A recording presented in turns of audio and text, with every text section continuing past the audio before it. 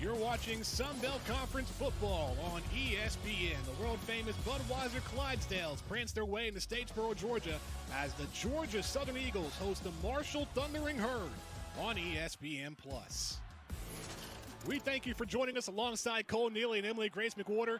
I'm Danny Wall. While both teams are unable to compete for a Sun Belt Conference championship with Coastal Carolina winning the East, Cole, there is still a lot to play for tonight. What's at stake for both teams? Well, Danny, for both of these teams, all right, they have a chance to compete for a bowl, all right? That's the biggest thing that they have. When you're able to play with the team, the band of brothers that you have, you want to be able to finish out the season with them, go into postseason play. So this is going to be a very big moment for them. It's also going to be a cold one in Statesboro tonight, and our own sideline reporter, Emily Grace McWhorter, has more. It finally feels like November in Statesboro. Excuse me, it's a little cold. I'm clearly dressed for the elements, as you can see. So pregame, I went up to Marshall's head coach, Charles Huff, and I said, Coach, I feel a little silly. I'm this bundled up. You guys just look like you're hanging out. They came from snow and about 20-degree weather, Danny. He said it's not very often that we get to enjoy the Georgia weather. So they are enjoying this. Back to you. Yeah, EG, 52 degrees, feels like an October breeze. And you look at our big players on each side for offense. Eagles quarterback Kyle Van Treese leads the Sun Belt in passing yards, while for the Herd, running back Kalen Laburn leads the Sun Belt in rushing yards. We're going to see Laburn early as Marshall gets the opening kick. And already got some chippiness on the field afterwards. Mark Stampley laying out one of the Herd returners. And we are going to see for Marshall quarterback Cam Fancher, the redshirt freshman who won the starting job midway through the season with the absence of Henry Columbi. But ever since Fancher's taken over, Cole, he's off to a pretty good start. He has been, all right. The big thing about Fancher, his ability to run with his legs, I think that's something that's completely underrated about this quarterback. Yes, he's young, a little inexperienced, but he gets better as he's able to throw these quick passes. Then that's something Georgia Southern has to limit early if they want to be able to maintain and handle what this offense can do. Marshall will start from the 25. And a quick pass on the outside is caught to Shadid Ahmed, and he gets across the 30. Taken down the end by the Eagles, Anthony Wilson. We're going to see something about this, a lot about this offense. They love to run the RPO, and right now here they go with the glance routes. They're getting set quick. That's their offense. They want to keep the ball moving fast. 2nd and 4. Here's Laburn on the outside. He'll be short of a first down. You look at the rest of the starting lineup for the Thundering Herd. Who stands out for Marshall, Cole? Well, of course, besides the running back, Kalen Laburn, you can look at Cam Fancher, but you can also look at his offensive line. Ethan Driscoll, all right, got Cedrice Palin, Logan Osborne, Dawn Tucker, Kendrick Sartor, excuse me. These are a very talented unit, very good at what they can do. They run the ball very efficiently with a very talented running back. You can kind of really have your way with a defense like Georgia Southern, who isn't that great in the run game.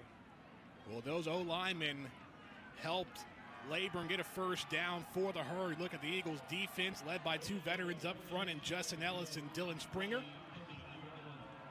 Kadri Jackson and Marquez Watson-Trent. You can't forget about the DBs, led by Derek Canteen. From the 35 on first down, 3 receivers set for Fancher. Has plenty of time, floats one deep, has an open man, and E.J. Horton. And Horton will prance his way in the end zone for a Herd touchdown.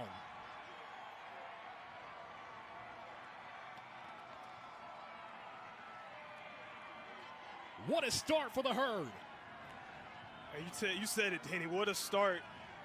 And this offense can be very dangerous. Like we talked about, Cam Fancher, young quarterback, but he has the ability to have these big plays where he can throw the ball, he can air it out.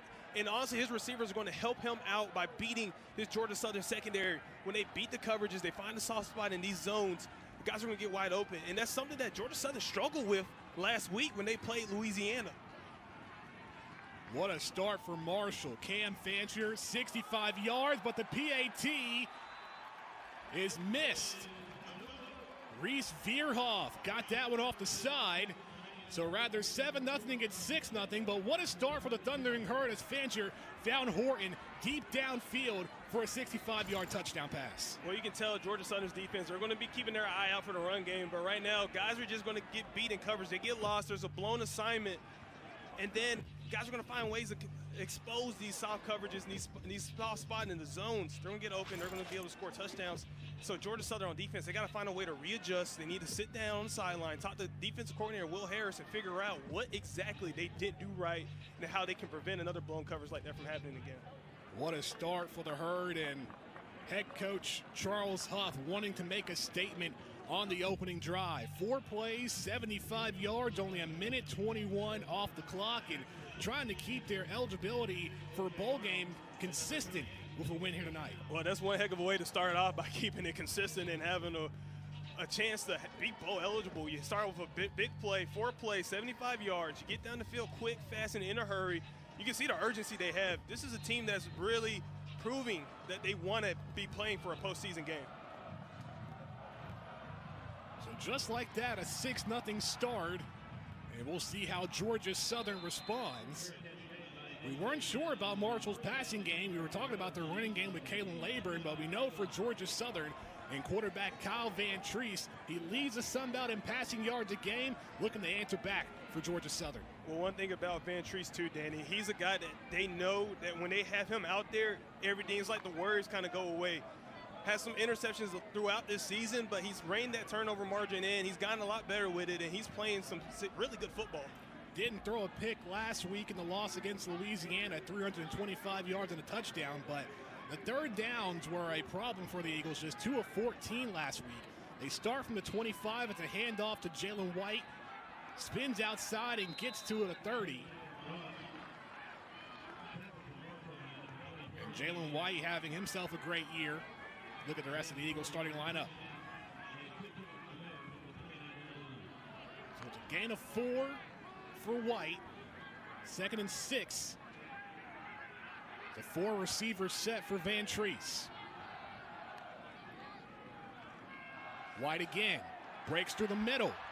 Still going. Across midfield. Taken down to the 40. And that's one way to answer if you're the Eagles. Big run from White. So they're starting to change things up. They're going to go with the run game here to start off, and I think that's a great idea because it looks like they're getting quarters coverage from Marshall's defense, and I think they're expecting for Van Treese to start slinging the rock, getting the ball out there. And they said, all right, drop your 8. We're going to run the ball, okay? We're not worried about that. And so that's what Georgia Southern's doing well. The gain of 29 for the junior White. From the 42 in Marshall territory, White again. And you could see the Eagles running more here to start because they have a lot of injuries to their receiving corps throughout the year. Yeah, you don't want to risk getting another guy banged up. Caleb Hood is really the man in charge, the guy that's going to be able to help this Georgia Southern offense flourish. He's the senior leadership there. And when it comes to passing for the Eagles, you have to watch out for the DBs for Marshall, led by Stephen Gilmore and Micah Abraham. After a gain of 3, Van Treese's first pass is to Marcus Sanders, who barely gets across the 40. May have gotten back to the line of scrimmage. Going to bring up 3rd down. You nailed it, too, when you talked about it earlier about the receivers having an injury there in the receiving corps. The injury bug is around. We're going to see a lot of freshman receivers tonight, and I think that's going to be a huge thing. Marcus Sanders, one of them from Montezuma, Georgia. So no gain. 3rd and 7. Van Treese, quick throw, was looking for Hood, incomplete. So after the big runs from Jalen White, the Eagles stopped and the punt team will come out. Unfortunate series for that offense. I know they were kind of looking to get something going, at least get something on the board. Would have helped them out. Even if they were able to get a field goal, I think that's huge. This Marshall offense, they've shown a lot of great flashes over this season. Had some really big flashes last week against App State. And right now, they know they can run the ball well against this Georgia Southern defense. It's going to be a long night, so they're going to have to readjust. I'm eager to see what that defense is going to do when they come back out. Anthony Beck on the punt and the whistle.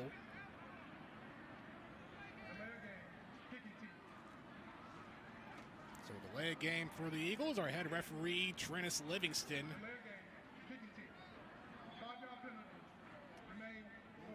So make it 4th and 12. As Beck will punt. Smart penalty to be able to take, help pin Marshall's offense deep in their own territory. Stephen Gilmore set to return on the other side for the Herd.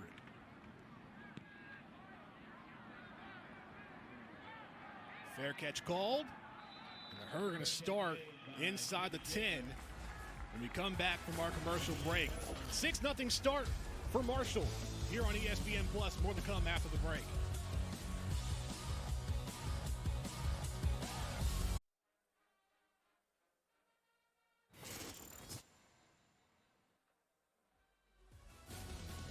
Six-0 start for Marshall here on ESPN Plus. We welcome you back to Statesboro, Georgia. Emily Grace McWhorter has her keys to the game. Danny, my keys for tonight's game, we'll start things off with Georgia Southern, is to stop the run. This is something they've struggled to do all season, and against a team like Marshall, that's going to be crucial. Also, create turnover opportunities. This is something that defensive coordinator Will Harris preaches game in and game out. Now, for Marshall, on the flip side, it's control the tempo of the game. We've already seen them doing that here. So if they can get these things done, Marshall will likely take the win. Back to you. Thanks, CG. And while the Eagles planned on stopping the run, wasn't expecting a deep pass to E.J. Horton from Cam Fancher. The Herd will start from the 8. And here is Rashid Ali with his first carry of the season. Cole, we were talking with some Marshall personnel earlier before the game. They were surprised that Ali was going to suit up tonight. Well, this is a very accomplished young man, and when you have a stable of running backs that can perform extremely well like him, you want to be able to find him, you want to be able to get him in the game. So it's really interesting that he's playing so late in the season. Stays in after an 8-yard gain on second down, stopped by Kadri Jackson and Marquez Watson Trent.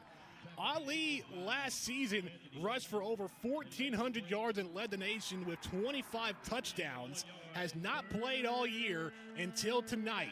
Will stay out there on 3rd and 1 for the Herd.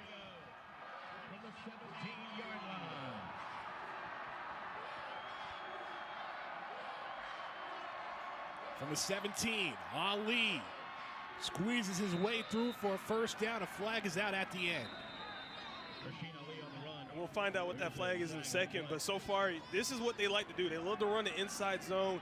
That split inside zone action, that's their bread and butter. They kind of they use that a lot in their offense.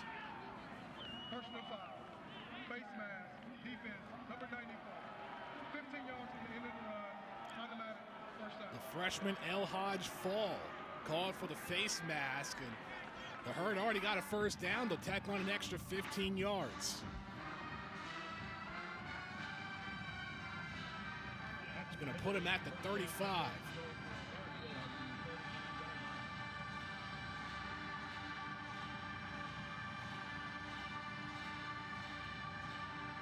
Trips right for Fancher.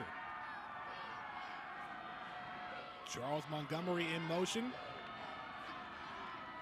Play action, quick dump off to Montgomery, and he gets the first down. Cam Fancher, 3 for 3 to start here in the opening quarter, Cole. Yep, and they're picking up the tempo too. So you see the success they're having early. They want to be able to keep the ball going. That's exactly what this offense loves to do. They want to be able to keep having quick plays and keep that success going. Ali on first down, stopped by Canteen at the end, along with Watson Trent and L.J. McLeod. That was great penetration right there by the linebackers. And the best way to beat these teams that love to run the ball in zone runs, you got to get penetration and you got to be able to control the gaps. Right there, you saw a beautiful blitz. Saw the linebacker come in hard, come in and make that play through the gap, make a tackle right there in the backfield. And that's something they got to be able to do if they want to be able to handle this offense. A loss of 1. Laburn back in a running back. 4 receivers for the Herd. Fancher finds Laburn in space. Hurdles over Canteen. What a move. Still going near the 25. What an athletic play from Kalen Laburn. Oh my goodness. Are we going to have another Sports Center type of play out here in Paulson Stadium? That was a heck of a hurdle right there. All right, we just look at it. So no one's going to cover him. He's alone by himself, all right? One defender comes up trying to make a play. He leaps over him, stays in bounds, keeps those legs going. Where's Coach Huff find these running backs? On play action, first down. Throw is incomplete. Fancher looking for Montgomery. How dangerous does this make the Herd now that Rashid Ali is back tonight along with Laburn? I I'll put it like this, Danny. Ever had like something that was still a bit too spicy for you in terms of food? You know, if you eat it, you're going to have to go to the bathroom. That's how dangerous that is. 2nd and 10 from the 25. Out with a 30-yard pass, Fancher to Leyburn. It was all Leyburn on that one. Tight end Devin Miller in motion, play clock at 8. Pass was just off for Miller. That'll bring up 3rd down. So we talk about how the run game is very important for this offense, right? It sets up the RPO. Georgia Southern's going to have to take away the run game when it's time for those running downs. They want to force Marshall to be in these drop back pass downs. And I think that's something that's not necessarily the strength of this offense.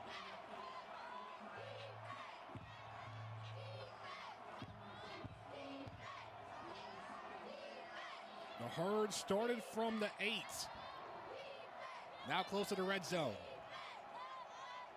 3rd and 10, Fancher. Quick throw in the middle is caught.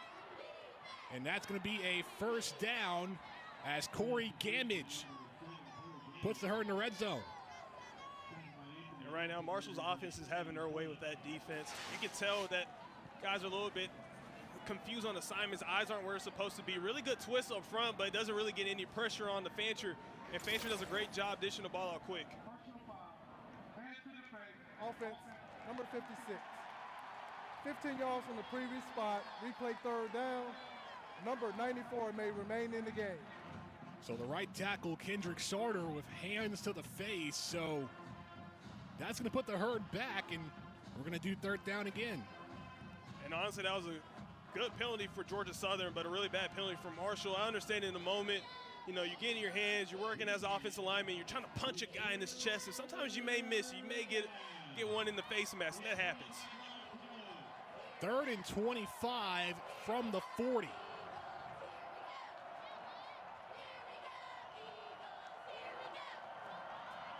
Fancher back to pass, going to flip one over. Has Leyburn. Leyburn has blockers. And he gets to the 35, and that brings up 4th down. Interesting to go with the screen call. You saw they started to bring pressure right there on that last play. So really good job by Georgia Southern's defense by closing the ground and making the tackle. And looks like they're going to probably go with the punt team. Well, Reese Veerhoff, the kicker, has not kicked the field goal 50 yards or more. So rather John McConnell out to punt. And there's nobody back to return for the Eagles. It's a great punt. It is a great punt. It's going to put Georgia Southern inside the 5. 7:29 to go in the 1st quarter. How will the Eagles respond? Find out after the break on ESPN+.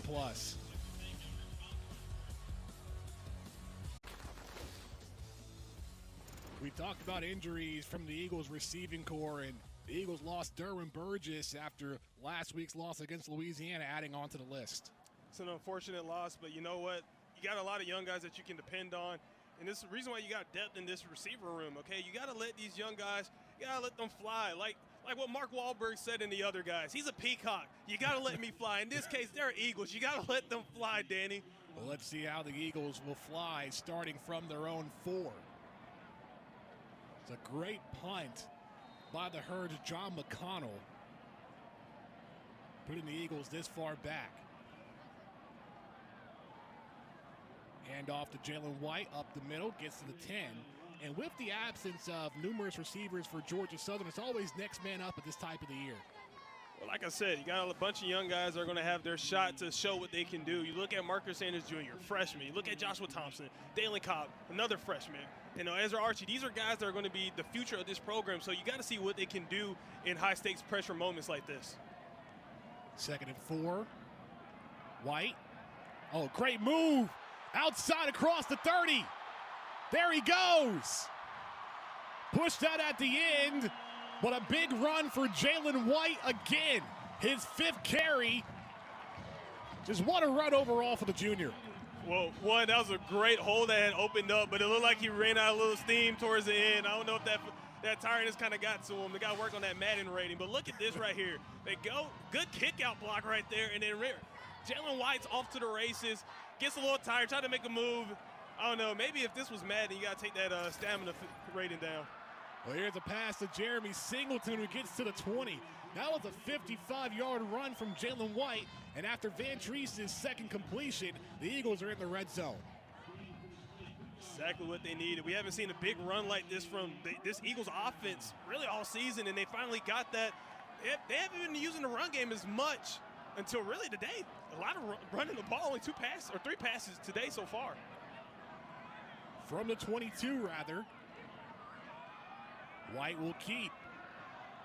And now the Eagles are in the red zone. Jalen White, 6 carries and over 100 yards rushing in the first quarter. That's pretty incredible. I mean, this is typically how most people describe this Georgia Southern offense now, as an air raid offense. Right now, they're running the ball not exactly how they used to do it back in the day, but now they're running it with pretty good efficiency so far. I know Marshall's a little bit taken back by that. 2nd and 6 from the 18. 5th play of the drive for the Eagles.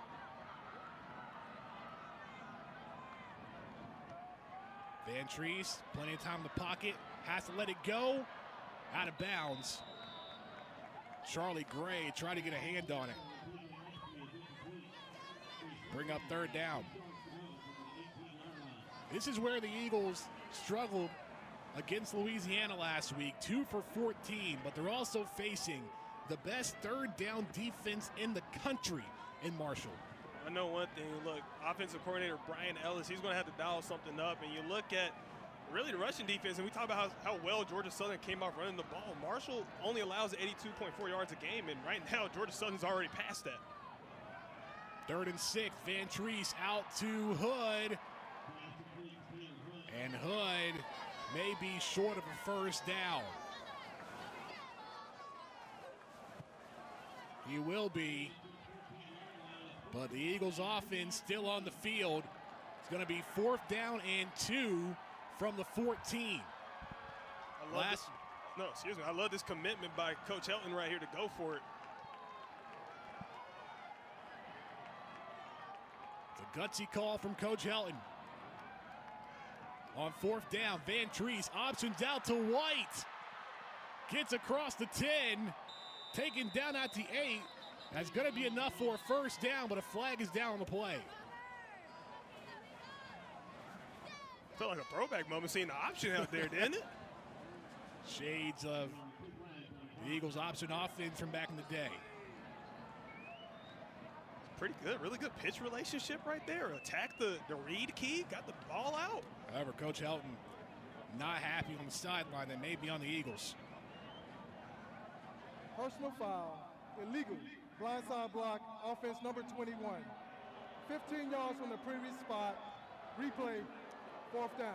So Marcus Sanders, the freshman who we mentioned, an illegal block, going to send the Eagles back 15 yards. Ooh, that's dicey right there. Look, freshmen are going to have freshman moments, and right there, you're just looking where he's at. I don't know. So the Eagles are going to replay 4th down and rather go for it. They're going to kick a field goal as Alex Rayner makes his way on the field.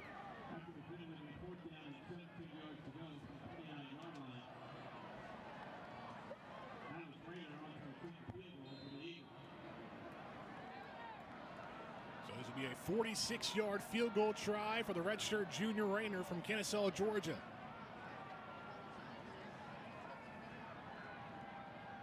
From the left hash. And the Eagles are on the board. 7-play drive capped off with a 46-yarder from Rayner, makes it 6-3. 4:31 to play in the first. Marshall gets the ball back after the break.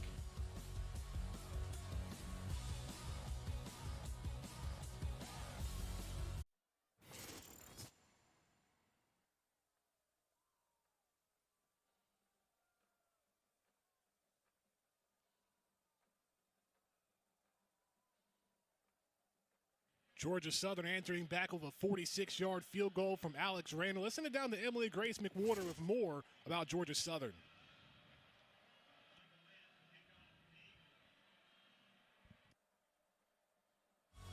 This season that the Eagles faltered to a point where they could not get back into the game. I think I cut out there a little bit, but I'm referring to last Thursday's road loss against Louisiana. So he said that it was really that first time the Eagles faltered. He went on to say it was an unanticipated loss because of how well his players had prepared on such a short week. The team used Saturday to recover, but got to work Sunday, which is usually a day for film, to begin working on ideas for today's game against Marshall. Back to you. Thanks, EG. Eagles head coach Clay Helton mentioned how mental rest was big for the team, playing 2 tough games in an 11-day span. I'm not going to lie to you, Danny. That's a hard thing to do. Just getting your body back together. I mean, you look from the game they had against South Alabama, very physical. They go to Louisiana, they play that game, a very physical game, and then you come back here, you play against a very talented Marshall team, especially defensively. I mean, that's a lot on the body. So kudos to Coach Helton for getting these guys rested and ready to play this game. Marshall will start from the 25, 4 receivers set. Fancher will hand off to Ali. And Ali taken down at the 30. So in Ali's first game this season, picks up a short gain, his 5th carry. Yeah, I mean, again, this is a very talented running back, all right? It's strange we haven't seen him all season, but here he is in these last 2 games. It's exciting to watch really talented running backs, and Coach Huff, he's known for finding these guys. Really talented recruiter at that. 2nd and 5. Fancher will keep. He's a dual threat, sliding for a first down. Hit at the end by Anthony Wilson. Will there be a flag? No. So no late hits. No, there is. Oh. Yep. Well, hold up. No, there won't. Okay. So 1st and 10 from the 36 after Fancher's 6-yard gain. Gonna run again. Tripped up at the 40. Really good tackle by Wilson right there to come, or excuse me, really good tackle right there to come in and make a play on the quarterback that's very good at running with it. Dual threat quarterback. Oh, we got an Eagle down too. And a Marshall offensive player.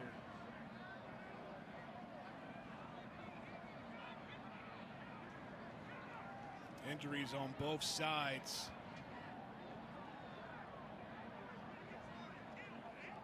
Something you don't want to see this late in the season.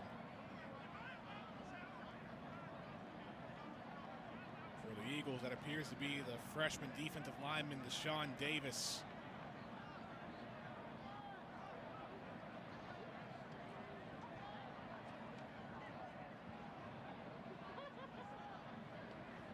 Brutal for that defensive lineman to go down. We've seen some crazy things happen so far this season. Really good tackle by Wilson right there, and see what happens. Looks like some guys got rolled up on each other. Ooh. Yeah. Ooh, big man came down hard too. Davis at the very end.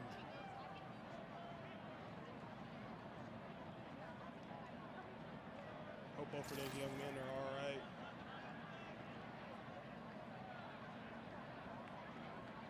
Marshall player getting up, and that is Trent Holler, the backup left guard. But Davis still down for the Eagles.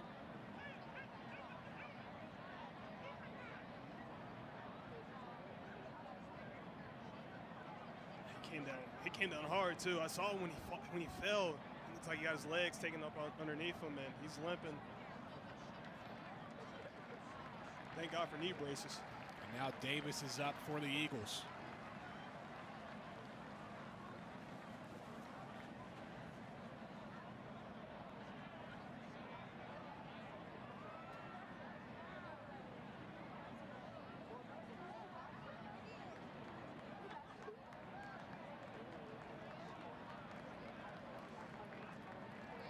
So Davis will walk off with the trainers.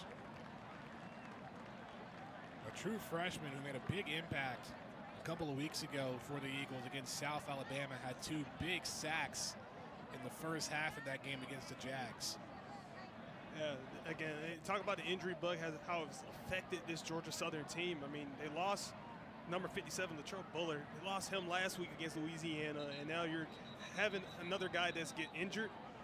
It's tough. Right here, you look at Coach Clay Helton right here, and I know he's he's upset about when you have guys that get hurt. I mean, obviously you can't control that, but I mean, it's the fact that you lose another guy, and then you got to, it's the emotions of not having your guys out there when you get hurt. It's like watching your dog get sick or something. It just hurts you inside. It doesn't feel right. Coach Elton has called a couple of injuries to the team. Gut punches. Play resumes. 2nd and 6. The reverse handoff to Charles Montgomery. He spins out for a first down. And now you're seeing the Herd open up the playbook a bit. Montgomery, the redshirt freshman from Seffner, Florida.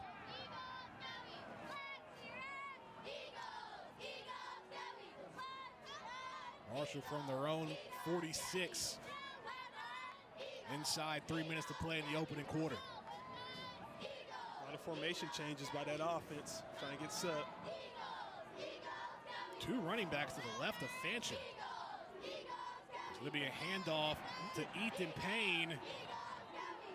And Payne gets across midfield to the 40. I'll tell you what, Payne had a good burst coming out of that. I mean, you look at the replay here, really good again. Inside zone, just finds a little cutback, and then he just gets moving. And wasting no time, Montgomery catching a pass on the outside. I mean, you're seeing this high-tempo offense from Marshall. Another player down for the Eagles is Kadri Jackson. Just some more chippiness on the field. And we talked about what's at stake for both teams, bowl eligibility. I mean, emotions are going to get high. I mean, these are 2 former SoCon teams at that as well, so they have a little history of playing each other, and it came in late on that tackle. And you see the chippiness right there with a wide receiver DB matchup. I mean, it's one of those games where you got to have the chippiness, in my opinion, because it just adds more flavor to the game, but you don't want to get out of hand and get personal fouls and whatnot, so you got to be careful. But you know, it's a physical sport. You know, it's men trying to prove they're more superior than the other men across from them. That's what you got to love about the sport. Well, it's a game where you have to have your emotions in check. They're gain of 4, 2nd and 6 from the Eagles' 37.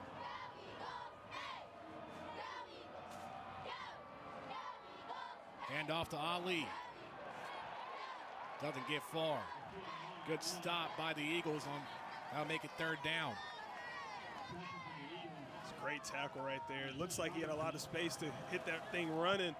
And way to step up right there, make a play in that gap, make a tackle. And right here you go, you got a long 3rd down, and you know what's coming. It's going to be a pass situation, so we're going to look for Georgia Southern secondary to go ahead and sit back a little bit on their heels. Look for that pass. It's going to come. It may be kind of quick coming out of there.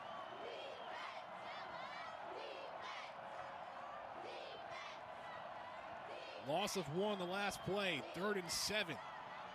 Fancher throwing, and it's broken up by Tyler Bride. Was looking for Caleb McMillan, and that'll bring up 4th down. Really good play breakup by Bride.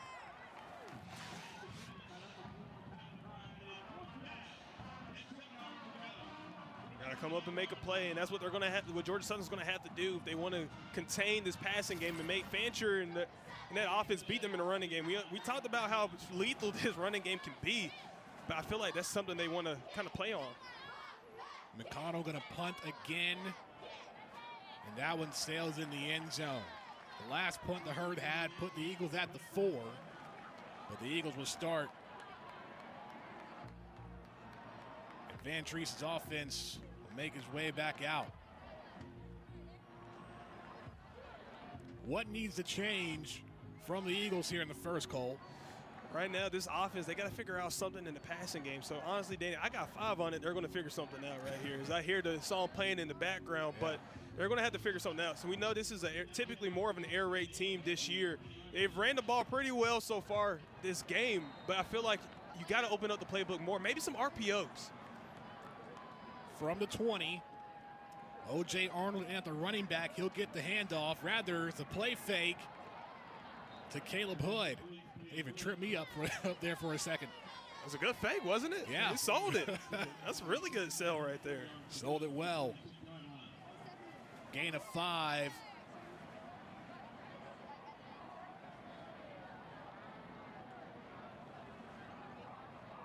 Second down. Vantrease throws the other way to Sanders. Forward progress will give him a first down. So one thing you can see, Danny, they're not taking those deep shots like they typically do, and that's something when you have limited personnel in terms of you don't have the guys that are veterans that have been making these plays all season. You lose those guys, you kind of got to work with what you got. So having these little short throws just kind of get the receivers going in. Vantrease comfortable. I think it's a smart decision. Arnold on first down, doesn't get far. A short gain of 2. You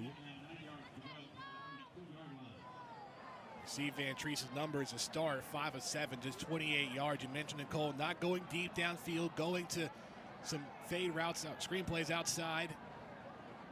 The final play of the quarter after a gain of 1.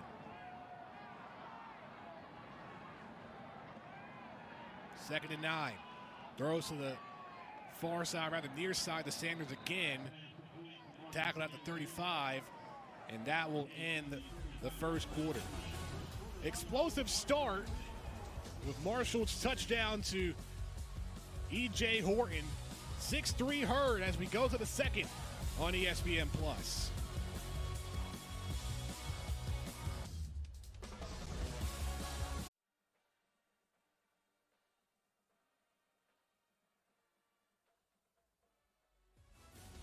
7th all-time meeting between two former SoCon rivals as we welcome you back on ESPN+. This is the first time that the Eagles and Thundering Herd have faced off against each other in 26 years, and Marshall has won the last 4 meetings, Cole. Yeah, I mean, I mentioned it earlier. These are both former SoCon schools, okay? So there's a little bit of pride in this game.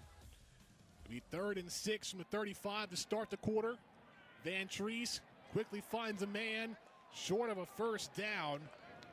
Evan Lester on the catch. His 2nd overall on the season. But it's going to be 4th down and 2, and out comes the punt team.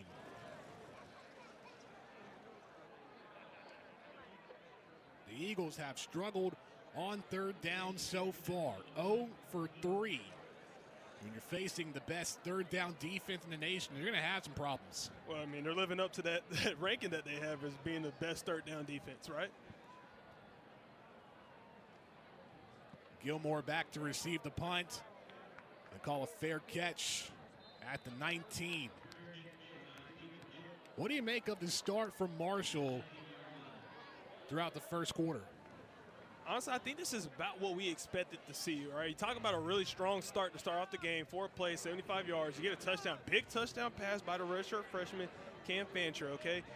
It kind of stalled out a little bit, not really getting much going, having to punt the ball or not getting things going offensively as much as they did in that first series.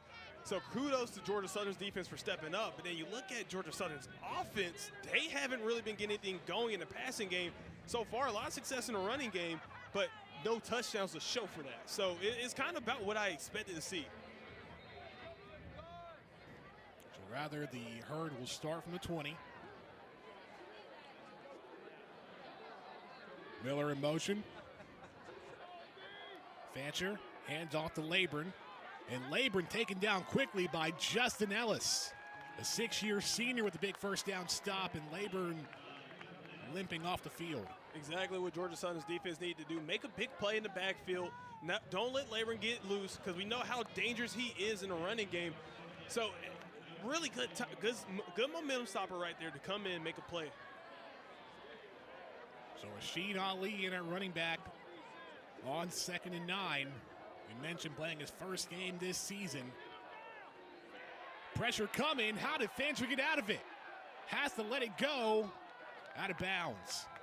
It's a smart decision by Fancher, but that was another great job by the Eagles. Ellis breaking things up at the line of scrimmage. Well, sometimes you got to wrap up, and that was the big thing. That was the big mistake right there. Didn't wrap up, so Fancher, being as talented as he is as an escape artist, got out of that sack and then made the right decision to throw the ball away, not to keep holding on to it because you just never know what could have happened. 3rd and 9. Marshall 2 for 4 on 3rd downs here in the half.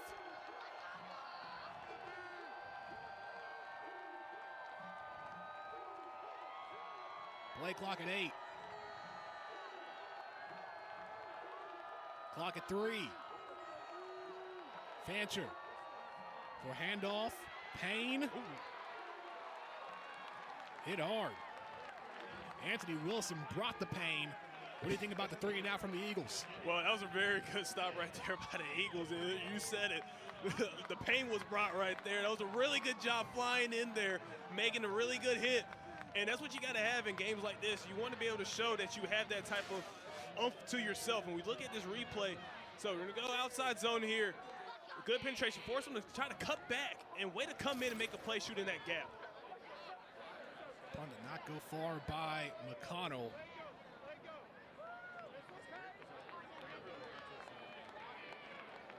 Put the Eagles at the 29.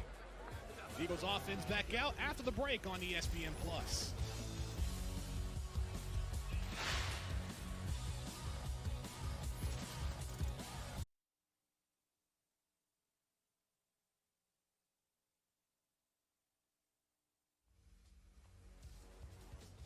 Back on ESPN+, 6-3 Marshall over Georgia Southern. And Cole, the Eagles have had struggles on third downs in their first couple of drives. 0 for 3. They're facing the top third down defense in the nation. How do they get past that?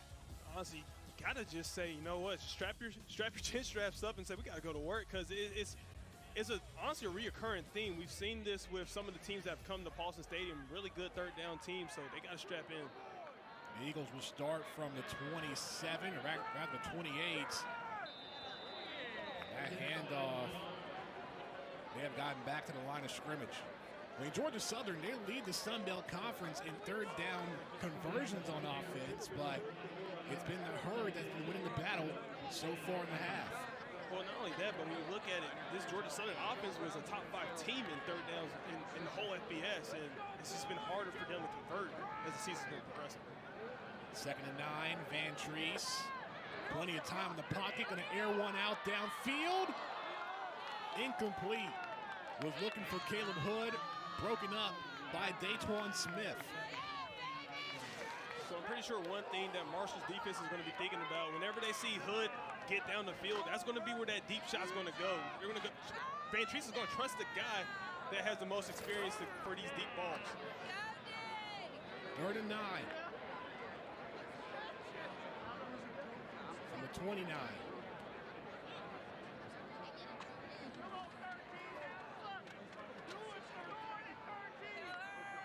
Four receivers set for Van Treese. Gonna throw it again. Too far for Hood. And 3 and out for the Eagles. Gonna bring out the punt team begins, having no production these last couple of possessions.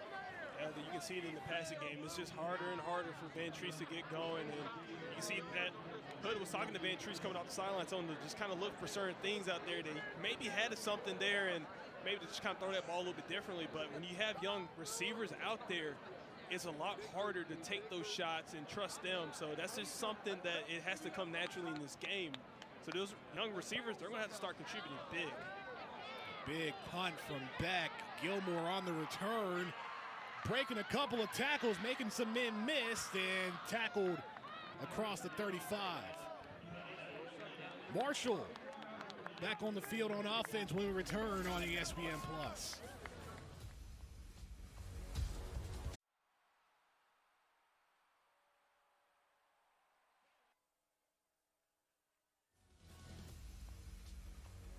Marshall leading 6-3 on ESPN+. You see quarterback Cam Fancher along with Henry Colombi, who was the starting quarterback to start the season. But once Colombi missed a couple of games, Fancher stepped up and had some pretty good games so far, and trying to continue that here against Georgia Southern tonight. Well, you talk about when opportunity meets preparation, that's what luck is right there. And honestly, Fancher's been playing some pretty good football leading up to this moment. Again, redshirt freshman, has a lot of growth left, but you can kind of see where the potential is and maybe where his ceiling may end up being by the time he's a senior.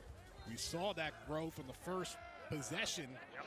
That 65-yard pass downfield to E.J. Horton. The herd will start from the 36. Fancher going to throw far side. Across the 40. Corey Gamage with the second reception. Southern's going to have to sit right here in these zone coverages. They got to be better at covering these short routes because that's honestly what Marshall's going to do. That's going to be their money in the passing game, these quick passes to get Fancher going. Correction, that was Gamich's first catch for a gain of 6. Throw over the head of Jaden Harrison. The ball rolled out of bounds. It'll bring up 3rd down.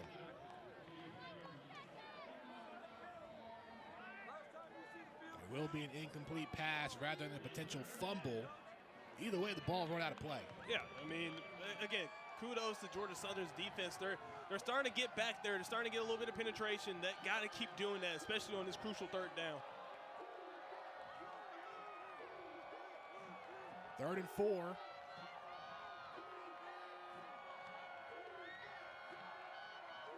Play clock at 6. Gotta get going. Clock at 2. And that's could be a timeout called by Marshall, and it is.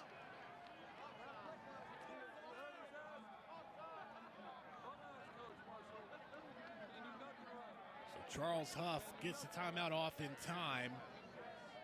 And while we have a moment, we talked about the head coaches for each side, Charles Huff for Marshall, Clay Helton for Georgia Southern. But Coach Helton talking about how this was more so going to be a battle of the coordinators, and specifically talking about the Eagles defensive coordinator, Will Harris, and the Herds offensive coordinator, Clint Trickett. That name may sound familiar to some people because Trickett was the quarterbacks coach at East Mississippi Community College. You may have seen that on Last Chance U a couple of years ago. Oh, yeah, I kind of hope they bring that back. Man, I've been missing that show. This is just unfiltered college football. But, I mean, yes, it's kind of like watching the Queen's Gambit. We're going to stay with the Netflix theme. It's a big chess match, all right? Who can outsmart who?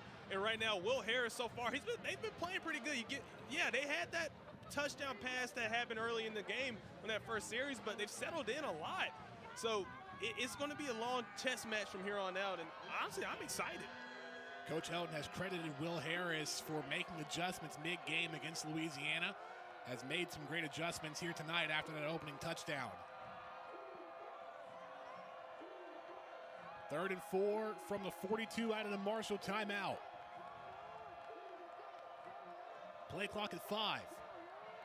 Hand off to Ali. At the first down across midfield, taken out of bounds by Najee Thompson. How has Ali made an impact here in this game, Cole? You can just see the speed, and you can kind of see the fresh legs on Ali, all right? Hasn't played a game yet, comes in here. I mean, you just see the health in him, all right? He's completely healthy, running the ball well. They went back to their bread and butter, split inside zone, and it just works out well. In Eagle territory from the 48. Fancher going to keep, going to bounce outside and run out of bounds. With Ali back in the mix as well, we haven't seen much of Kalen Laburn. How does that trip up the Eagles? Because this entire week, they've been preparing for Laburn rather than Ali. Well, I feel like at the same time, you can't get rid of your game plan too much. I mean, you know what Marshall's going to do. In order for their offense to work, they have to be good at running the football. So you should still expect that. I don't think much should change there. Maybe, yeah, the personnel's a little bit different, maybe a little bit in terms of physical attributes, but I don't think much should really change. For a 5-yard gain from Fancher. Here's Laburn. Pushes his way across the 40, maybe short of a first down. Short by about 2 yards. Hurry up offense from the Herd. Split zone. Laburn gets a first down. It's Laburn's 5th carry. Haven't seen much yardage from him.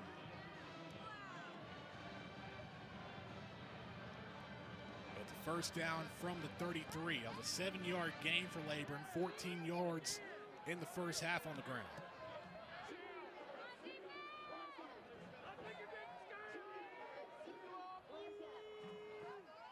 Eagles showing blitz.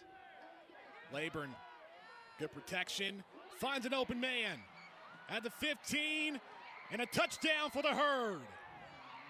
Shadid Ahmed walks his way in.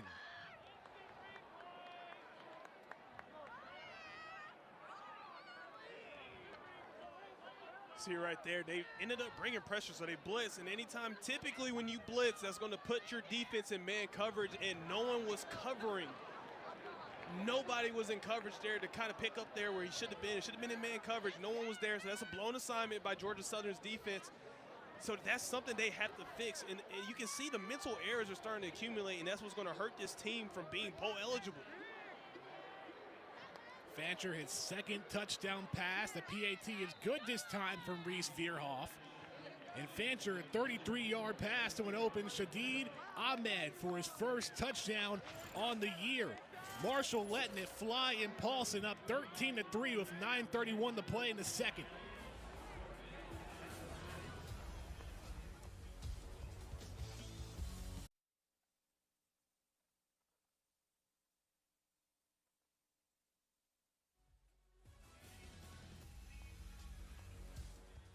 So here we are looking at this play right here. I mean, you talk about when you're going to bring pressure, guys have to be cognizant of what's going on. And as we get this play rolling here, you can see it here. Pressure's coming, all right? See, he sneaks past him, all right? He gets lost. He was supposed to stay with him. And the thing about it, when you're covering, you want to keep the receivers in front of you. He let him get behind him. He lost where he was at. And that's what makes it for an easy touchdown. That's something that this Georgia Southern defense cannot allow to happen if they want to win this football game. So blown coverage on that touchdown pass from Cam Fancher to Shadid Ahmed, making it 13-3. How can the Eagles respond on offense, Cole? Well, one, you gotta have some urgency. Not even a little bit of urgency. You need to have a lot of bit of urgency right here because you're down 10 points. You know exactly what this Marshall offense can do. They can run the ball really well. You've had success running the football. I think you start to go back to that. You need to mix in these RPOs, these play-action passes. You need to find a way to get Caleb Hood activated. I think that's the best way for this Georgia Southern offense to kind of get themselves back in the game. From the 25, Van Trees, flea flicker, plenty of time, throws one, has Sanders taken out of the 45. Well, that's one way to spark the offense right there on the first play of the drive, Cole. There you go. You got to get the young guys moving. This Marshall defense, they're going to sleep a little bit on these young receivers because they haven't had a lot of action. Right there, Marcus Sanders makes a huge catch right there to move the chains. And here we go. Georgia Southern's offense is moving. That's the freshman's fourth reception for 20 yards. From the 45, White the carry.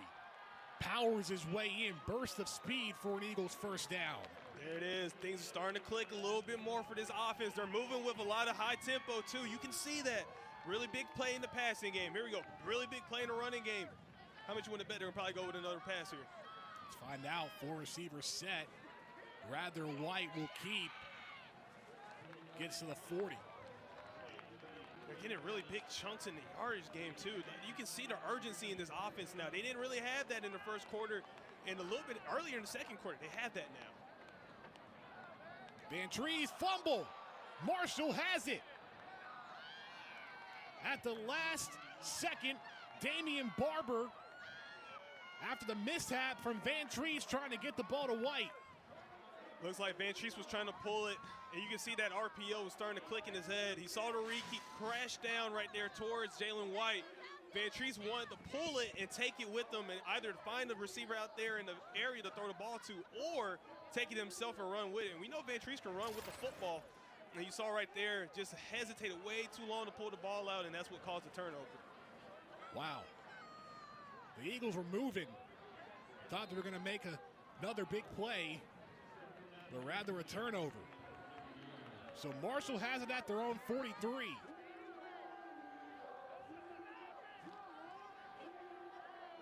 First down, here's Anthony Turner. Wow. Gonna go the other way across midfield. Honestly, that was a really good stretch run. I mean, you saw the defensive line get pushed around. And there's one thing you can't have on the defense right there. And when a team runs inside zone or outside zone and you get two hold, which means you go from the A gap all the way down to the C gap, you better start praying a little bit because you're going to be in a world of trouble. Gain of 9 for the freshman Turner. 2nd and 1, quick pass, incomplete. Fancher was looking for Ahmed.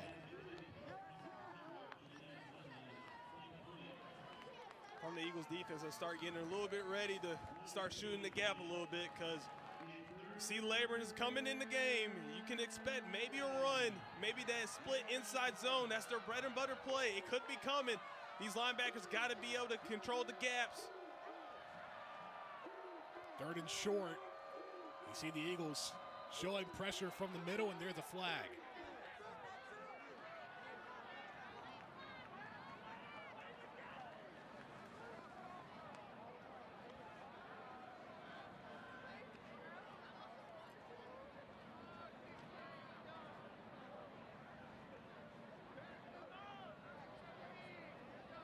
Looks like it's going to probably be a false start. False start. Offense, 65. 5-yard penalty. Remain 3rd down. Going to go on the center, Logan Osborne. As a former center, you know, that kind of hurts to see that. Typically, when you have a false start as a center, you know, it's just more of you twitch a little bit because you see the backers are coming, Yeah. and you got to be able to pick that up. And you know what, I understand it, but you got to be able to hold your water a little bit. So 3rd and 6 from the 47. Trips left for Fancher. Laborn, the running back. Fancher rolling left. Floats one deep. Caught. And Harrison. The big play, and the drive continues for the Herd. Defense has to be better in their coverage schemes. We can see a lot of blown coverage happening right now, and that's exactly what got Georgia Southern in a hole last week against Louisiana in that 2nd quarter. Just a lot of blown assignments. You can start to see that now. From the 25, Laborn the handoff up the middle, puts the Herd in the red zone. The 28-yard pass from Fancher to Harrison to get the Herd downfield, and then a 6-yard carry from Laborn.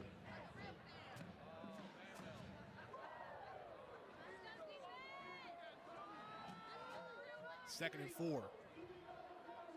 Approaching 7 minutes in the 2nd quarter. Fancher, quarterback keep, has blockers, touchdown Herd.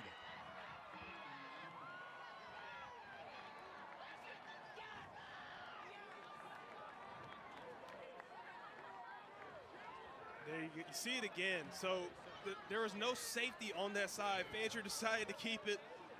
Just finds the hole that's there. Safety's so far off, and it was such great blocking. I mean, just, wow, chef's kiss on the blocking assignments, how well they were executed. He finds that hole and just keeps it running. Fancher is so dangerous with his legs. That ability, I mean, it's kind of hard. It's kind of like, I don't know if you, Danny, I don't know if you've ever seen two pretty best friends before. I know you're engaged, so you probably can't even answer that. But right there, when you look at Fancher and you look at the running backs that they have in that room, it's like looking at two beautiful best friends. Well, the besties are getting the job done for Marshall. A 5-play, 57-yard drive capped off a 19-yard run from Fancher. After the Eagles' turnover, it's 20-3, Thundering Herd up top.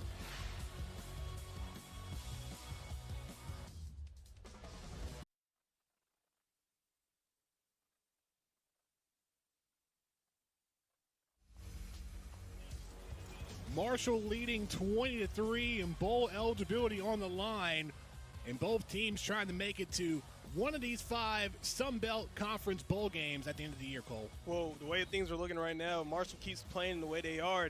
They're going to secure one of these bowl games, and honestly, it's going to be much warmer weather than it is in Virginia right now, so that's something to look forward to. Ball took a bounce. I believe a fair catch was called before Arnold went to carry, and oh, that's amazing. well, some Eagle fans are not used.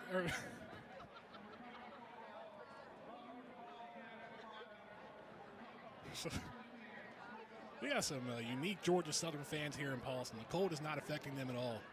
You got to love that, right? You know, just the true energy to the game right there. Shirts off. I bet he's been hooting and hollering all game, and yes, it's just amazing. But not when you're down 20-3. Let's see how the Eagles can respond starting from their own 22.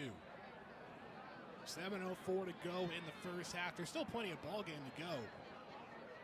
But we've seen high-tempo offenses on both sides, and you really felt it from Marshall at the start with their opening drive. And even with the Eagles in their last drive, they were rolling before Van Treese had the fumble. Well, the thing about it, Danny, when things are clicking for your offense, you want to be able to keep the defense on their toes. You want them to feel like they can't catch their breath. But when you have moments where you have a turnover like that on a handoff, that can hurt you pretty bad, and it can slow up the tempo.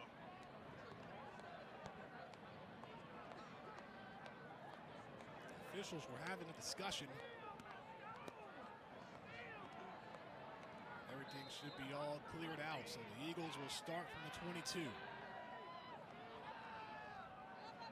Singleton in motion. Vantrease back to pass. Throws near side to Singleton, it's short. Vantrease is 8 for 13, but only 55 yards. He's been throwing more so outside than downfield. And again, you can tell that's more than likely because of you don't have your typical weapons. You don't have Burgess. You don't have typical receivers that are there. You don't have Amari. You don't have those guys that are healthy and that limits your playing ability. Incomplete. Broken up by Micah Abraham, looking for Singleton again, and it's 3rd and 10. And Danny, this is honestly a hard test for these young receivers because this Marshall secondary is extremely talented. You know, Abrams over more than six picks so far this season. Then you look at Gilmore. And you know who his older brother is, right? Stephon Gilmore. Yeah. You don't think he taught him some tricks to the trade? Defensive Player of the Year back in 2019. Go ahead and get the straps ready for that matchup. Well, the Eagles have yet to make a 3rd down conversion, 3rd and long. Plenty of time in the pocket for Vantrease, rolling right. And the catch can't be made by Wyatt. 3 incompletions from Vantrease on that drive. And really, Cole, this defense for Marshall has been doing a great job tonight. They definitely have, and you can kind of see that there's just no juice with this Georgia Southern offense on that particular series. They just didn't look like they were really pumped to go, and you know, they got to find ways to reel things back in because right now they're just not performing at a level that we've seen them play. And I understand injuries are very relevant going on for this team, and it's kind of slowing them down, but they got to figure something else out. You got to give credit to defensive coordinator Lance Guidry as Beck brings that one downfield and bounces back almost towards midfield. Not the bounce that Beck wanted, and the Herd going to have the ball at good field position. Yeah, so far it's looking like one of those games where nothing's really going your way, and it's up to the coaches and not only that, but the captains of this football team to get everybody locked in and have short-term memory about what's going on because there's something at stake here. You're talking about extending your season. If you want that, you got to be able to tune out the mistakes. Well, Vantrease, 8 of 15 for 55 yards. On the other side, Cam Fancher, 9 for 15, 188 yards, and 2 touchdown passes. Also a touchdown on the ground. Talk about Fancher's playing with such efficiency right now in this game. You wouldn't have known he was a redshirt freshman. The Herd will start from their own 47.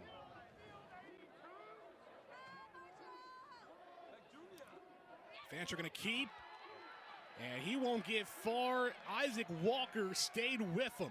And that may be the momentum that the Eagles need. Maybe, but really good job by Isaac Walter. You saw Fancher put that stiff arm on, that stiff arm on him, and he fought right through it.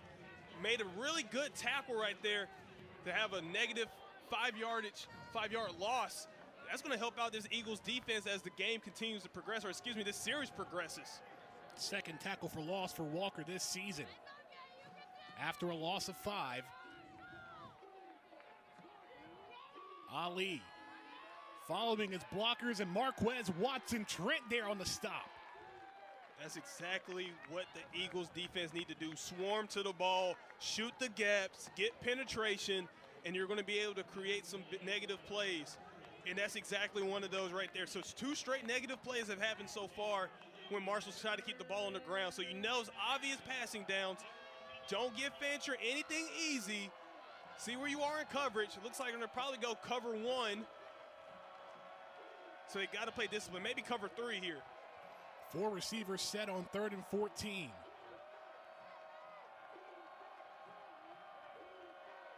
Play clock at 5.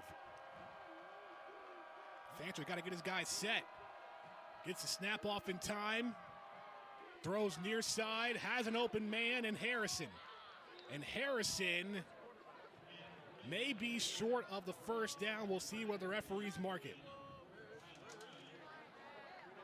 He is short, but Marshall going to go for it. More than likely, going to go split zone run. It's going to probably be coming. They got to be ready for it. Get those linebackers ready. Shoot the gaps. Not giving the Eagles time to think, but Georgia Southern calls a timeout. Very smart timeout. Just the way that was looking, the momentum was on that side. I could tell that split inside zone was coming. Linebackers were going to have to be queued up, ready to go, shoot those gaps, and make a big play if they wanted to have a turnover on downs.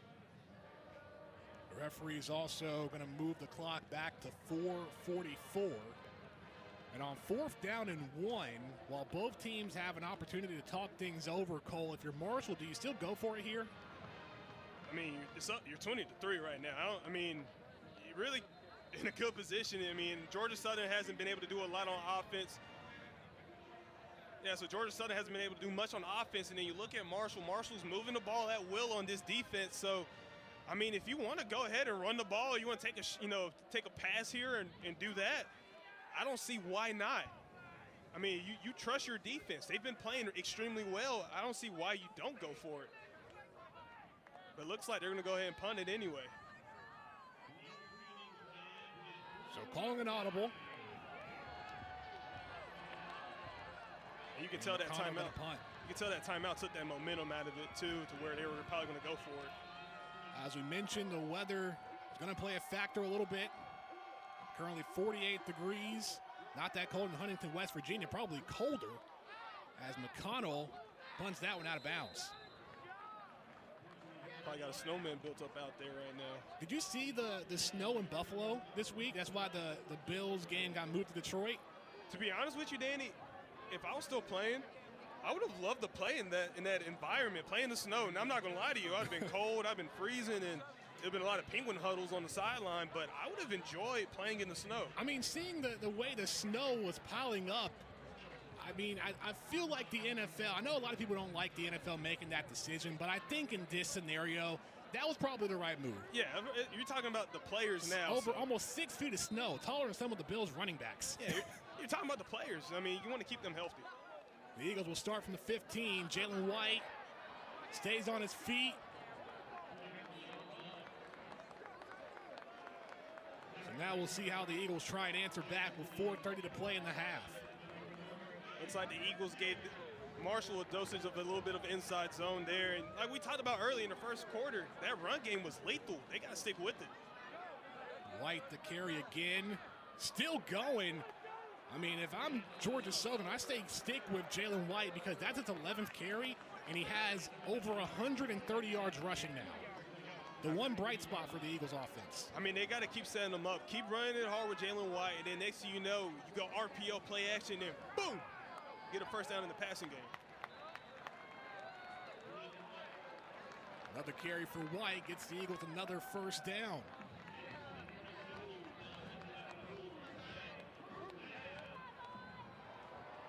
O.J. Arnold then give Jalen White a little bit of a breather.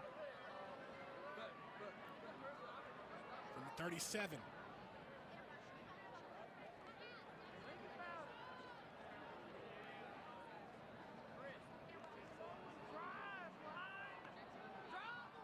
Arnold the carry.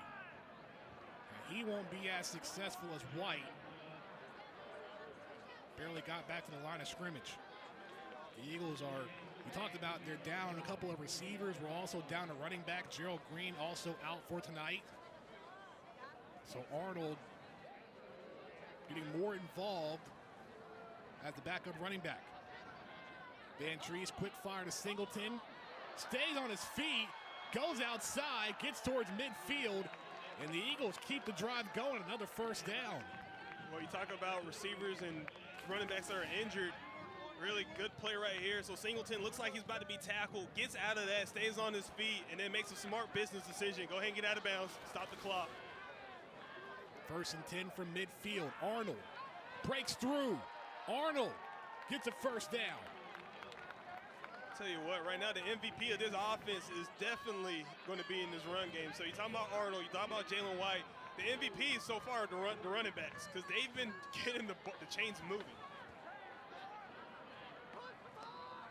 Gain of 10. Van Treese, quick fire to Sanders, and couldn't hang on to the pass. I mean, you talked about, Cole, how after a couple of runs, the Eagles would throw the ball, but you got to make that catch if you're the freshman, Sanders. You definitely got to make that catch. As I love to say about receivers, if the ball ever hits you in the hands, you got to catch it, and then you got to go. Right there, you saw Sanders. He heard those footsteps coming. He knew that secondary, they can hit hard. He heard those footsteps, ball hit him right in the hands. He was worried about trying to make a guy miss. Just got to worry about catching the football.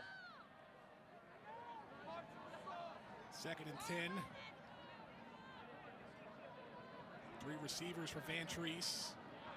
Play action. Rolling right. Throws. Incomplete. And there's a flag.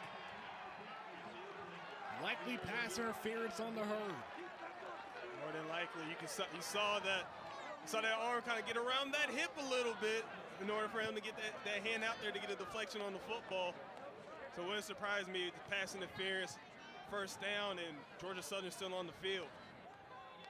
Pass interference, defense, 41. This is a spot foul and an automatic first down. 1st and 10, Georgia Southern. We look at it here on the replay. Right there, you see that arm kind of pull Singleton's arm back a little bit, and that's where that flag came in. Really good eye by the officials to catch that, and right there, when you have a chance to put Georgia Southern's offense down a little bit, they find a way to stay on the field and get a fresh set of downs. From the 27, quick pass to Caleb Hood. And Hood, burst of speed, touchdown Eagles.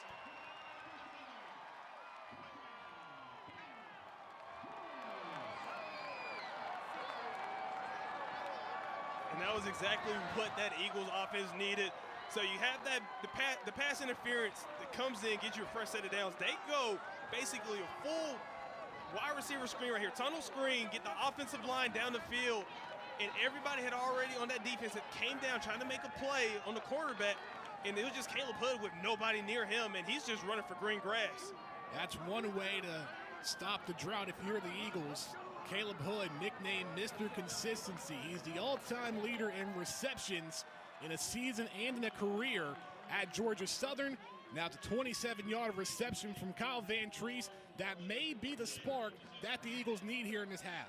Well, we've seen the Eagles, in times they were down here in Paulson Stadium, when things looked bleak, they always found ways. And you can see it here, got big boys in space. I mean, look, that offensive line kind of looked like a little bit of a herd of elephants moving down the field. So when you're able to get guys in space like that and they're able to make blocks, and then you got a speedy receiver like Caleb Hood, you can get down the field and score a touchdown. So now Georgia Southern's defense, they need to take that momentum and they need to be able to find a way to stop this high-powered Marshall offense that's been moving the ball so well with Cam Fancher at the helm. There was no way that the Herd was going to stop Caleb Hood. That's literally like just an easy 40-yard dash. In his case, 27 yards. But overall, Hood also the 4-time state champion in track. And his speed was on display there. I mean, it showed. I mean, it definitely showed. I'm curious to see what the analytics are going to say about his miles per hour. I'm very curious to see what that's going to be. Hood with his 3rd touchdown on the year. And Vantrease starting to find that connection with Hood. It's 20-10 after the 8-play, 85-yard drive from the Eagles. That took 2:23 off the clock. And Michael Land sends that ball in the end zone. So the Herd will start from the 25. How do you respond if you're Marshall, Cole? Oh, you keep doing what you've been doing. Just got to strap up, and you got to take all that air away from them because they have a little momentum, chest getting a little bit big. You know, that air starting to kick in. You got to take all that right back out, and this is a very good Marshall offense. And you can see that Vantrease and Hood are talking right now, so you know they're going to be planning for what to do next and how they can keep making some plays happen. Because honestly, it's going to come down to those two making things happen for the rest of this game if they want to come back and win. And now this Marshall offense, they got to take all that momentum right back, snatch it away. It's like they're putting their hand in their chest and taking their heart out. They got to do it if they want to continue to have this lead. Rasheen Ali and a running back for the Herd. 1st and 10 from the 25. Fancher will keep, bounces out, gets a first down.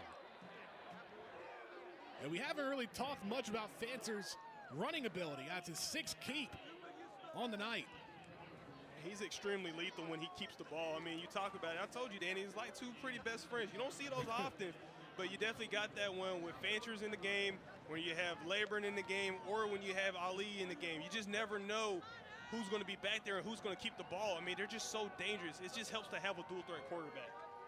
After a 12-yard gain, Fancher will throw. Looking for a man, bounces out of the pocket. Good blocking from the O-line. Fancher across midfield, and another first down. Fancher getting the job done on his feet.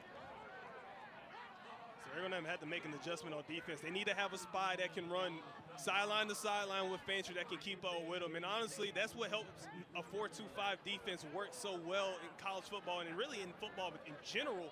When you have a guy that can run sideline to sideline with you, because those two backers, they may be smaller, but they should be pretty fast to get there whenever they see a dual-threat quarterback on the move.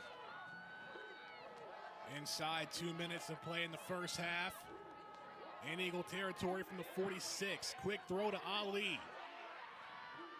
Ali walks out at the 41. We talked about how it's pretty cold here in Statesboro. 49 degrees, but in Huntington, West Virginia, it's currently 35, and it's going to get colder. It's like a little light breeze from Marshall right now, being down here versus being back at home. Like a fall day. 2nd and 5 from the 41. 4 receivers from Fancher.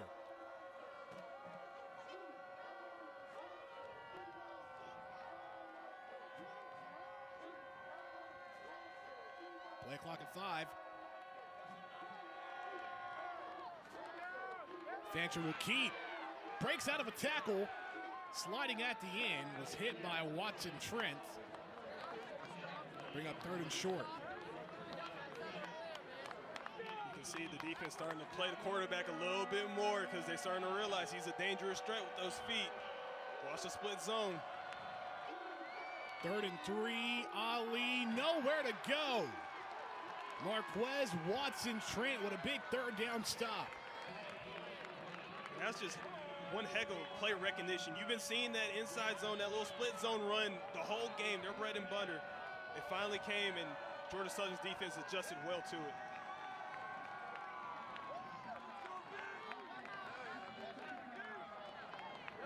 So Marshall going to call a timeout on 4th and 1. Last time, when it was 4th and short, the Herd were going to go for it, but Georgia Southern called a timeout, and then the Herd decided to punt instead. If you're Marshall, do you stick with your guns and go for it this time? I know you stay cold, scare money, don't make money. So what do you do here? I'm going to stick with what I say. Scare money don't make money, Danny. It don't make money. You can't be scared. Look, you're playing for bowl eligibility, all right? Georgia Southern just took the ball down the field and scored a touchdown. Do you really want to give them the ball back right now with 50-something seconds? Yeah, probably about 45 when they get the ball if they punt it. But still, I mean, and then you got to look at it on the other side. Look, what if you don't get this 4th down? What if you don't convert? You really give that momentum boost to Georgia Southern. But look, I think you keep the quarterback out there, and that's what they're going to do. Maybe you try to draw him off sides. Maybe that could happen. I don't know. But you know what? I think I still go inside zone. A little split inside zone. They've been running all day. They're bread and butter. They may not run it, and that's fine. Or maybe go a little kind of read option here. That's possible, too. Well, remember, Georgia Southern gets the ball to start the second half. They won the toss but chose to defer, and Marshall will go for it on 4th down.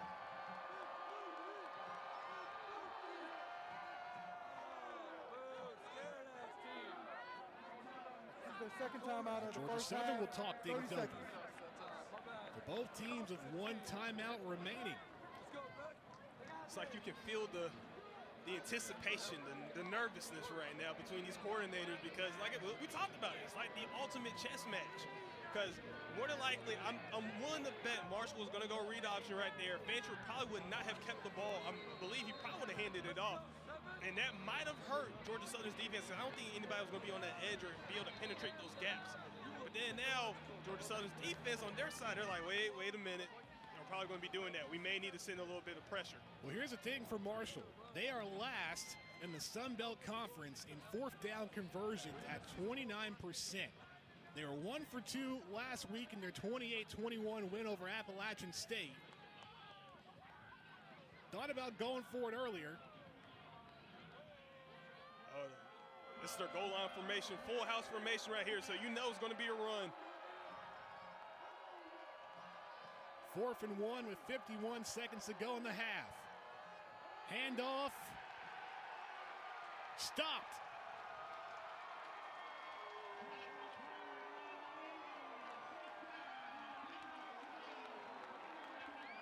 So the runner was short. Carrion Smith, the big body up front for the Eagles.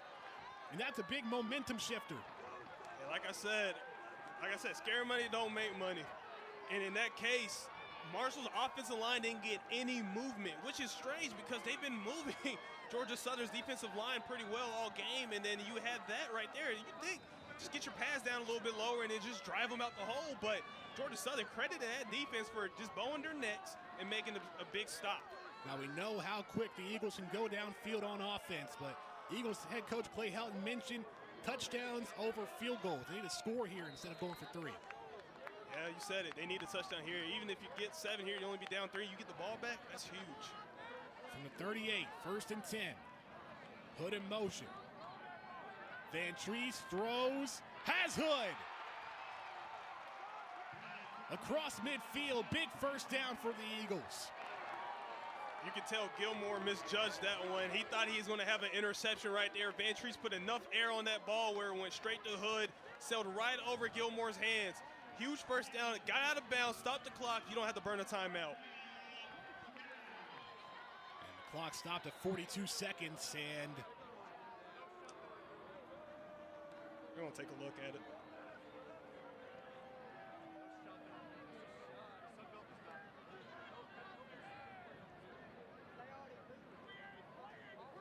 before the officials look at it, let's take a look at it ourselves.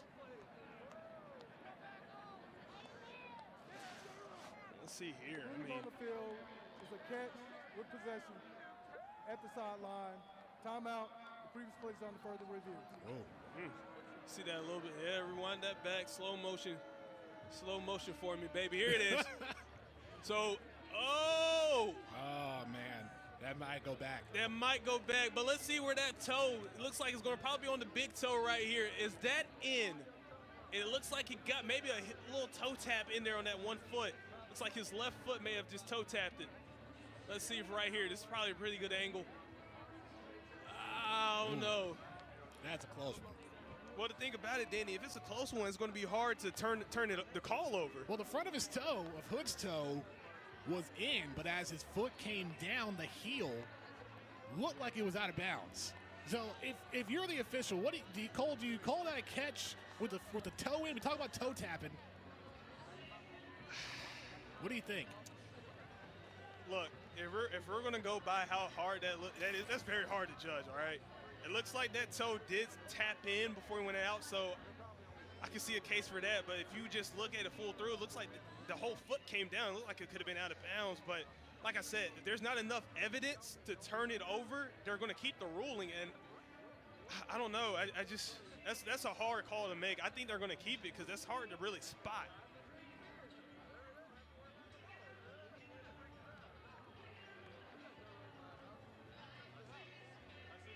This is big, especially with 42 seconds to go in the first half. Georgia Southern looking for one more score before going to the locker room. Because could you imagine if Georgia Southern, let's say they do end up getting the first down here, right? It's a confirmed catch. They end up getting a touchdown on this drive. They get the extra point. They're down 3. Then they get the ball back after halftime. That's a huge momentum shift. This is where that missed PAT at the start from Reese Veerhoff may come back to bite the herd. And we talked about that. It's an incomplete pass. The ball will be second and 10 at the 38-yard line. So an incomplete pass. Call is reversed. And like I said, honestly, I could have saw it going either way, but they saw it. I guess, they had the better eye. Shout out to the officiating crew and the review officials by seeing that whole foot was out of bounds. But I could have, like I said, if it was me, it would have been hard for me to tell the difference. I'm not going to lie to you. My eyes aren't going to be able to tell that big of a difference. 3 has changed his jersey back to 55. So that's why we're in the booth up here and not down there. So the Eagles back at their own 38. 2nd and 10. Van Treese going long, incomplete, was looking for Singleton. Good coverage from Deani Hill. A little bit of an eyebrow-raising throw right there. I didn't like that decision from Van Treese to throw it there. I think he could have found anybody else out there. I saw some guys get open late. I think he had enough time to start surveying the field a little bit more.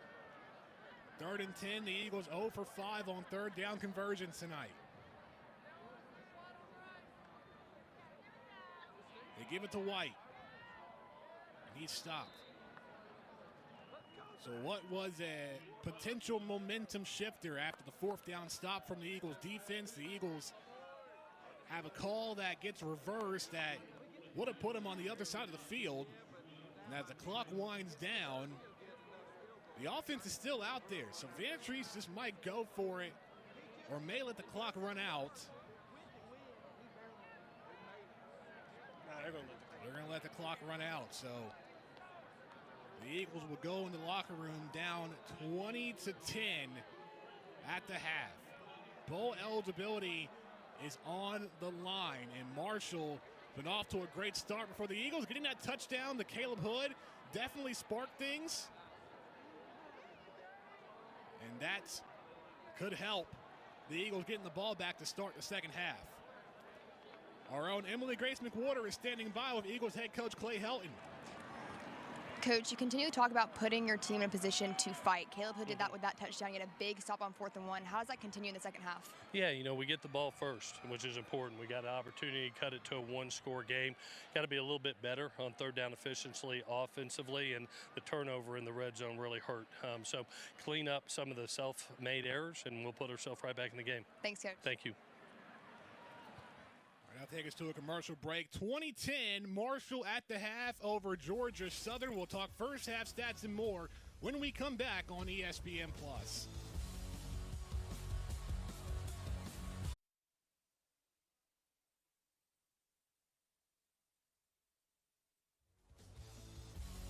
Moments away from beginning the second half on ESPN+. Take a look at some scores around the Sun Belt Conference. We mentioned how the Coastal Carolina-Virginia game was canceled, but South Alabama a win over Southern Miss. James Madison holding off against Georgia State. How about Appalachian State 27-14 over Old Dominion? That means next week the Mountaineers face Georgia Southern for bowl eligibility, Cole. Well, the way it's looking, if Marshall finds a way and they continue to play as well as they are so far, they win this game. I'll tell you what, it's going to be one exciting game next week when App State comes down to Statesboro.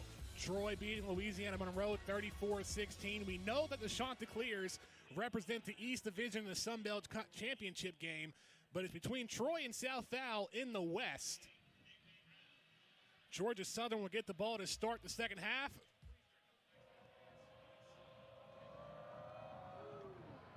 It's going to be a short kick. Taken at the 20. It was caught by the Eagles' Brandon Wilson. So what do you believe the biggest adjustments the Eagles need to make here, Cole, in the second half? Well, one thing, they got to get this offense moving. They got to start throwing the football, and they got to be able to complete these passes, take some shots if they're available, get Caleb Hood going, and keep feeding Jalen White. We talked about how well he's been running the ball, 143 yards off of 13 carries. You keep feeding that guy, I think you're going to be in a pretty good place to come back in this ball game. The Eagles will start from the 25. Kyle Van Treese was 10 for 20 with 95 yards in the first half. 4 receivers out there for the Eagles. 4-man front for the Herd. Quick play, throw. Tackled at the 31. That's Dalen Cobb, another freshman receiver for the Eagles.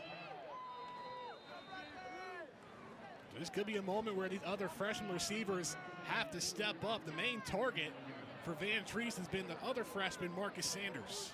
Well, you got to be able to feed these freshmen, find ways to get them the ball. They're going to be the playmakers of the future, so you might as well go ahead and get them the reps, give them the opportunity to shine. And this run game has been so good so far for Georgia Southern. I fully expect to see more of these play-action passes, RPOs, start to show in effect. 6-yard gain for Cobb after the catch. 2nd and 4, Van Treese. Throwing near side, has Singleton at the 45. First down for Georgia Southern.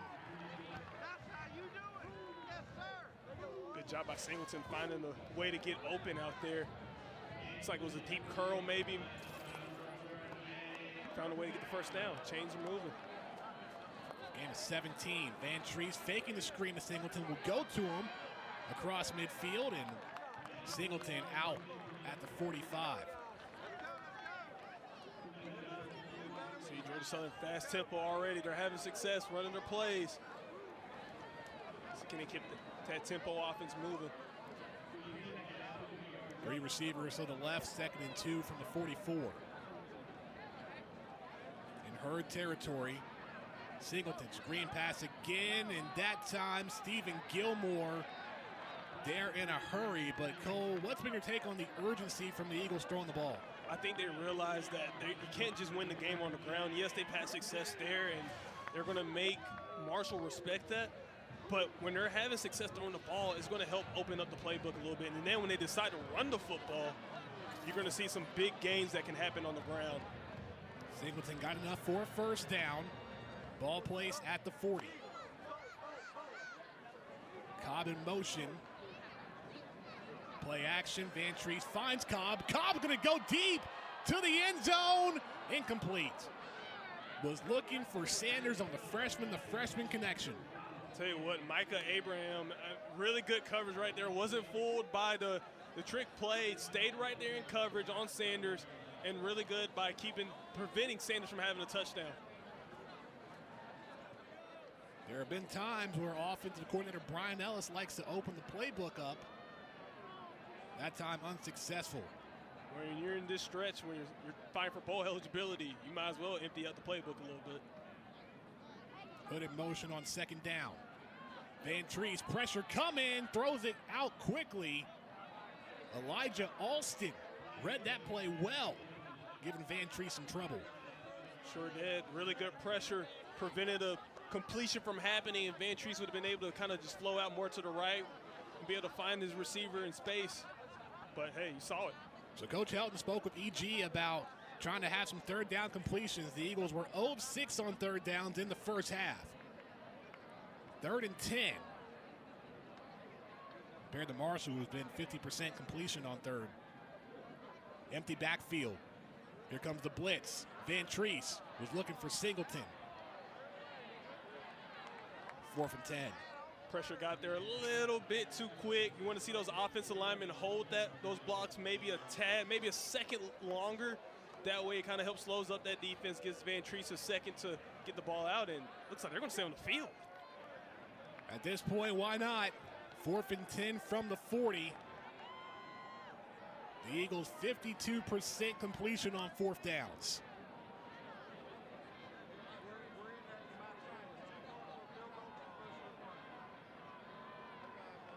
Four receiver set with Jalen White, the running back.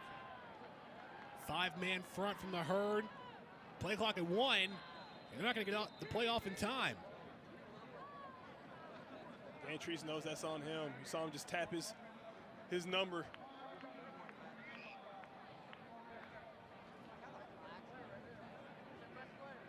Not exactly what you want to do. Understand they wanted to go for 4th down. And honestly, maybe for the best for Georgia Southern in the long run to go ahead and just punt the ball. You don't want to give Marshall a short field, especially throw an incompletion, and then next thing you know, Marshall's practically close to your 50-yard line. You don't want to make this an easier game for the Thunder and Herd. Beck has averaged almost 40 yards a punt. Sends that one from the opposing 45. Drops that to 20 and caught at the 17. So we'll see Cam Fancher in the Thundering Herd offense back on field to start the second half after the break on ESPN+.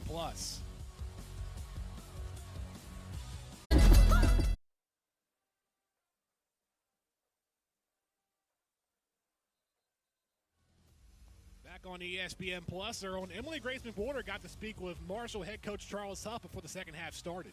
Yeah, Danny, I got a quick moment with him before they took the field, and I asked him what the message was to his team after that Georgia Southern momentum shift, and he said they have to get back to basics. He emphasized this multiple times, specifically saying tackle well, finish plays, and do your job. Back to you. Thanks, EGO. Let's see how the Thundering Herd will answer with their first drive of the second half, starting from their own 17.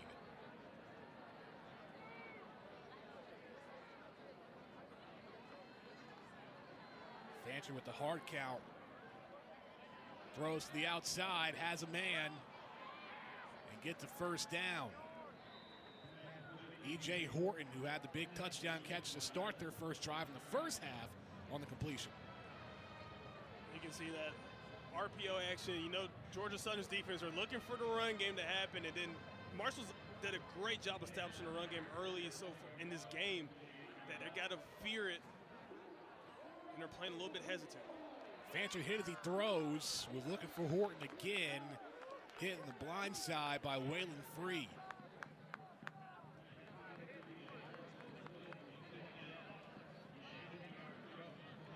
Fancher has been really good in the first half. Now 12 of 19, 219 yards. Trying to remain consistent in the second. Montgomery in motion. Hand off to Leyburn. And Leyburn to cross the 44 first down. We haven't seen much of Leyburn throughout the night. That's his 8th carry, but it's a big one. It was a big one. I mean, Leyburn, again, we talked about how special these running backs are at Marshall and how strong and effective they are and how they create just really mismatches against defenses just because of how physical they are. And these running backs are running through linebackers like sheet wall. Can't forget about Rasheen Ali making his return. Really, he has talented 8 carries. Yeah. 9 carries, rather. Play action. Fancher throws, was looking for Ahmed. Good defense by Seth Roberson. See, they went back to the RPO action right there. Fancher checked to see what his read was, and he said, all right, it's not going to be there in the run game. I'm going to just toss it up, see if Ahmed is going to make a play for me. And then, I mean, honestly, just good coverage. I think the ball maybe was just, I don't think the ball could have been much better, but still, solid coverage. Here we go, second down. What he said, Cole, if the ball hits your hands, you have to make the catch. But Robertson there on the coverage did a great job. He did.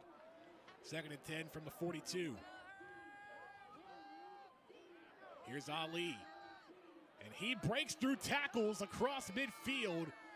And when you have that 1-2 punch of Ali and Leyburn, it makes it really hard for the Eagles to stop the running game. I mean, it's kind of like watching a boxing fight. I mean, you got a really good boxer, and he's throwing you some pretty good jabs, and then next thing you know, you get that hook. I mean, you better check your jaw, because if that makes contact, you may be KO'd, and that's exactly what's happening with Georgia Southern's run defense. They just have not been able to recover. 19 first downs for the Herd in Eagles territory from the 43. Fancher going deep, caught to Harrison, but it's out of the hands at the last second, so an incompletion. Robertson and Free there on the coverage. Well, he had a chance to catch the ball, Harrison. I mean, you got to be able to make that catch. Like I said, hit him in the hands. He had the ball in his hands. Look at that. Come on. You got to make it. You got to complete that. Well, you had Free at the last second coming in to break that up. No. Look, you're coming down. You complete that catch, all right? You come down, you hit the turf, you secure the ball. You make a great point. So an incompletion, 2nd and 10. Man in motion is Montgomery. Fancher rolling left.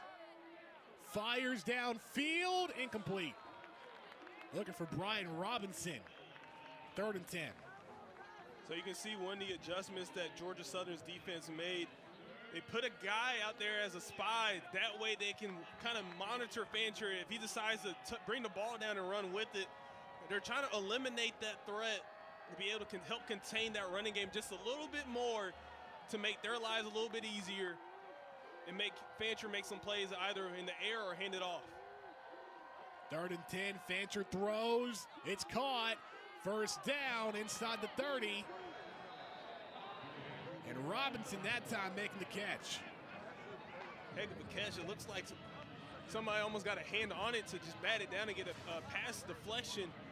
So we're looking at the replay here. Almost had it. Trips up, kind of loses where the ball is at, but still comes in, makes the tackle. But Marshall's just moving the ball at will. The 15-yard pass from Fancher to Robinson. 1st and 10 from the 28. Marshall 6 of 11 on third down conversions compared to the Eagles 0 for 7. Play clock at 5. Fancher hands off to Ali. Stopped at the 22. Gain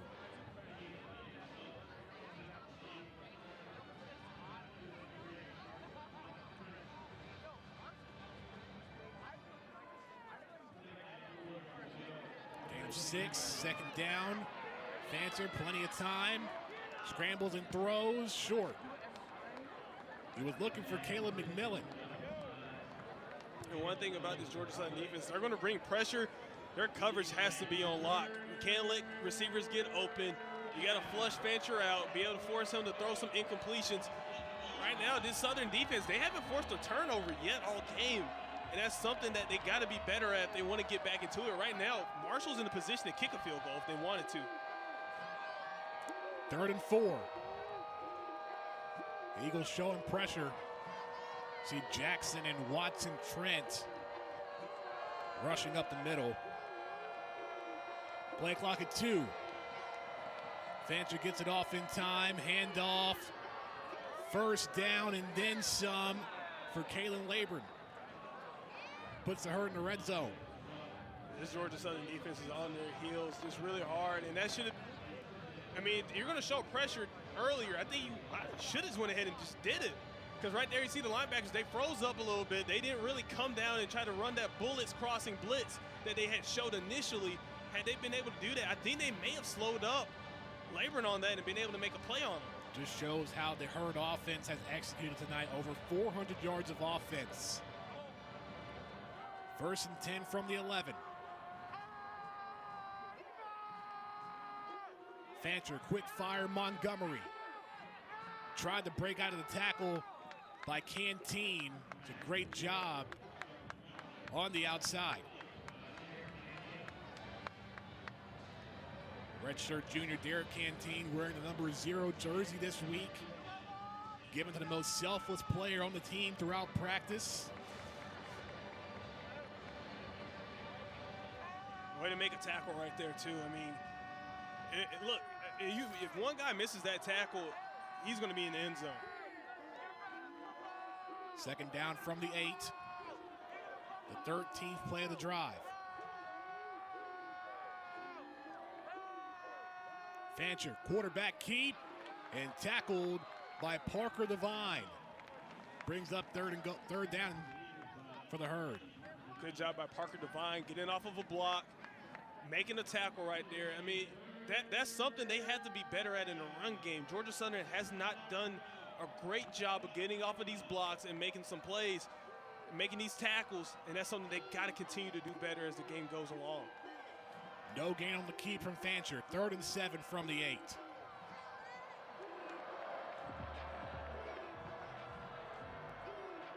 Play number 14 of this Herd drive. Play clock at 2. Fancher throws, touchdown. Stacy Marshall in the back of the end zone. Offense, number 52. 10 yards from the previous spot. Replay, 3rd down. But it's sent back, holding on the left tackle, Ethan Driscoll.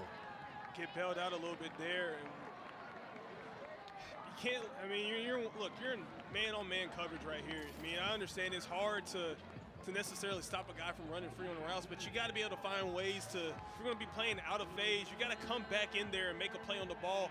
And honestly, you know, Southern got bailed out a little bit on that holding call. So now it's 3rd and 17 from the 18-yard line. 4 receivers for Fancher.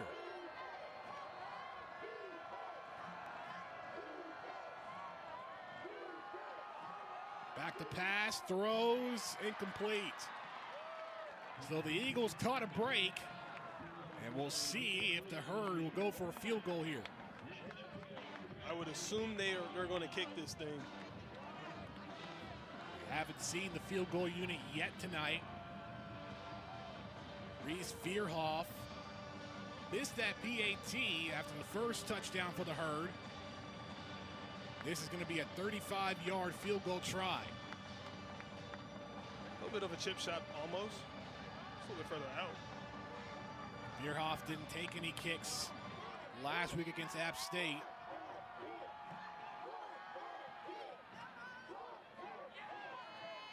Got it. 15-play drive capped off with a 35-yard field goal, makes it 23-10 Marshall. 7:40 to play in the third. Eagles get the ball after the break on ESPN+.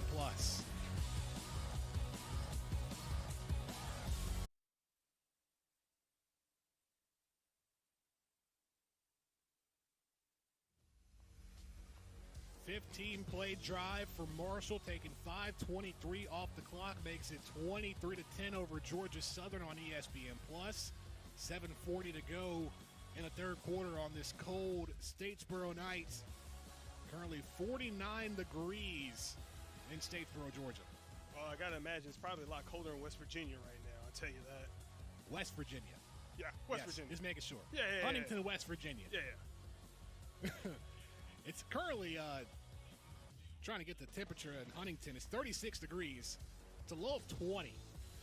What's the coldest you ever played football in your career, Furman? Yeah, not that cold. I'm going to go with maybe about 40, about 49, 50 when we traveled up to Virginia Military Institute, VMI. You don't know the struggle. No, I don't know the struggle. I don't want to know the struggle, to be honest with you. I don't want to know it. I got you. Well, let's see how the Eagles come back out. Their second drive in the second half. We mentioned how Coach Helton said it was going to be a battle between the coordinators more so. We've kind of seen that. And we're keeping score. Technically, Clint Trickett's up on Will Harris right now. Yeah, you can see the difference in, play calling and experience that comes about, and throughout this game. Defense coordinator Will Harris in his first year as a DC, you can see he's learning on the fly, he's fixing some things, but they're still struggling. Oh, the ball is out. Singleton couldn't hang on. Is that going to be a turnover? Isaiah Gibson comes up with the football. The ruling on the field is a catch and then a fumble recovered by the defense. Oh, no. First and 10, Marshall. Wow. First play for Georgia Southern. Jeremy Singleton couldn't keep the football.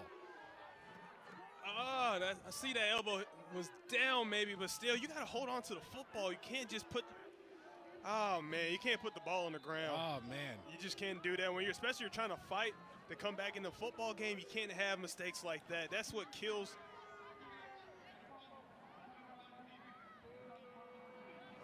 Well, the Eagles have to hope that it gets reversed as the officials will review the play. You're taking a look at the replay now on your screen.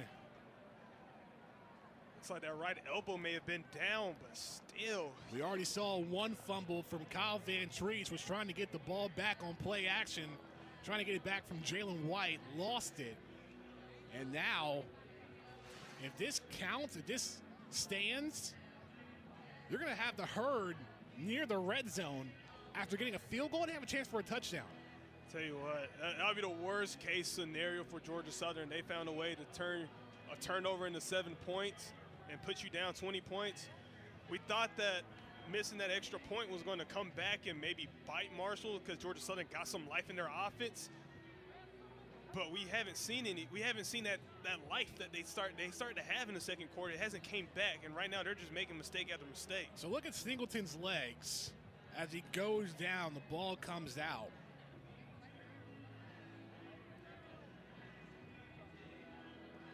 And remember, the last time the Eagles turned the ball over, the Herd would score. So Marshall already with points off of turnovers on the Eagles.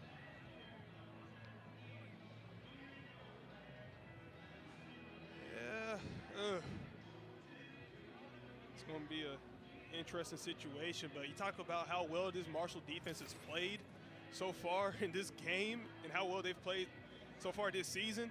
They've been tremendous in a lot of different spots throughout the year, and it's just been really interesting to watch this defense make plays and be really good on third down. Looks like they're about to make a decision here. Down by Rue, that makes the receiver down. The ball will be placed at the 19-yard line, 2nd and 16. The Eagles catching another break. Definitely did, because that would have been very, very bad. And I'm not talking just regular bad. That would have been like maybe Michael Jackson type bad. You know, just a little bit of that action bad. But really good that the officials were able to catch it. You know, Michael Jackson bad. You know the song. Yeah. Yeah. Well, the other day, the 40th anniversary of Thriller. Listen to that album and the additional cuts that they release. It's always great. Did you sing the song? Of course I did. Okay, just making sure. So Vantrease on first down, throws, has White.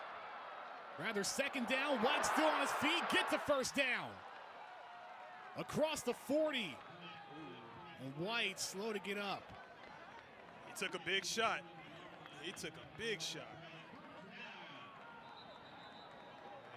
Got up on his own power. Something that Eagle fans do not want to see. Yeah, you can't keep having guys get injured, and you're losing valuable players that are very key to the offense. And we already talked about what they're missing in that wide receiver group. And if you lose Jalen White today, we know Gerald Green's not available today, but you lose Jalen White, you're in a tough situation. God has been a workhorse this whole game. 13 carries, 143 yards. So now O.J. Arnold going to be the primary running back on this drive. So first down for the Eagles after the 22-yard pass from Vantrease to White. Arnold will get the handoff up the middle, and that may have been a first down saving tackle from the Herd. Marshall played it in cover one right there. Saw a lot of man matchups. Georgia Southern did a great job taking advantage of that. After a gain of 5.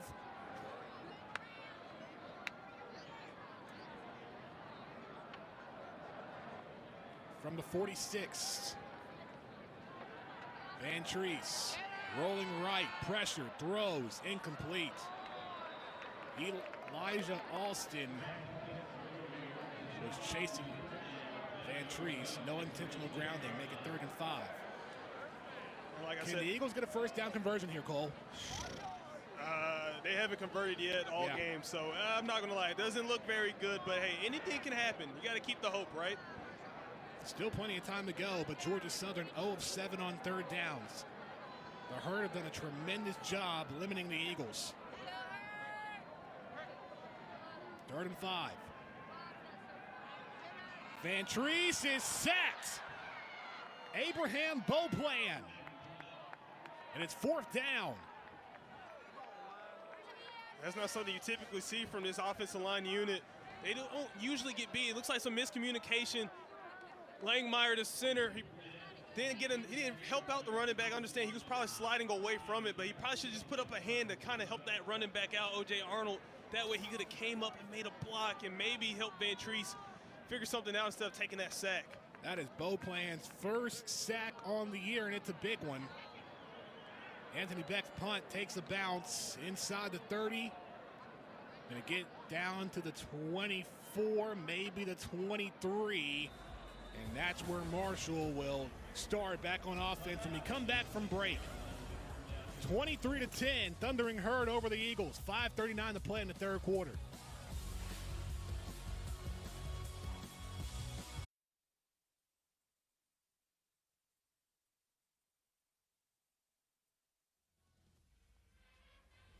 Eagles quarterback Kyle Vantrease has been heavily protected throughout the season. You see the numbers from the Eagles O-line protecting Vantrease, but that was the 6th time he got sacked on the sack from Abraham Beauplan. I mean, yeah, you hate to see a sack being given up, but at the same time, credit this Eagles offensive line. I mean, they've been playing good all season. A lot of pass attempts, and again, I think Langmeyer should have probably threw that arm up to kind of help slow down that rusher for O.J. Arnold come in to make a block. First and 10 from the 23. Quick pass from Fancher on the outside to Shadid Ahmed. Ahmed with his third reception on the night. Make it 2nd and 4.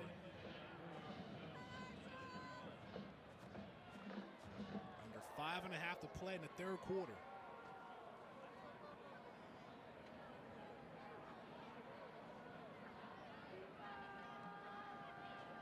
Watson Trent showing blitz for the Eagles.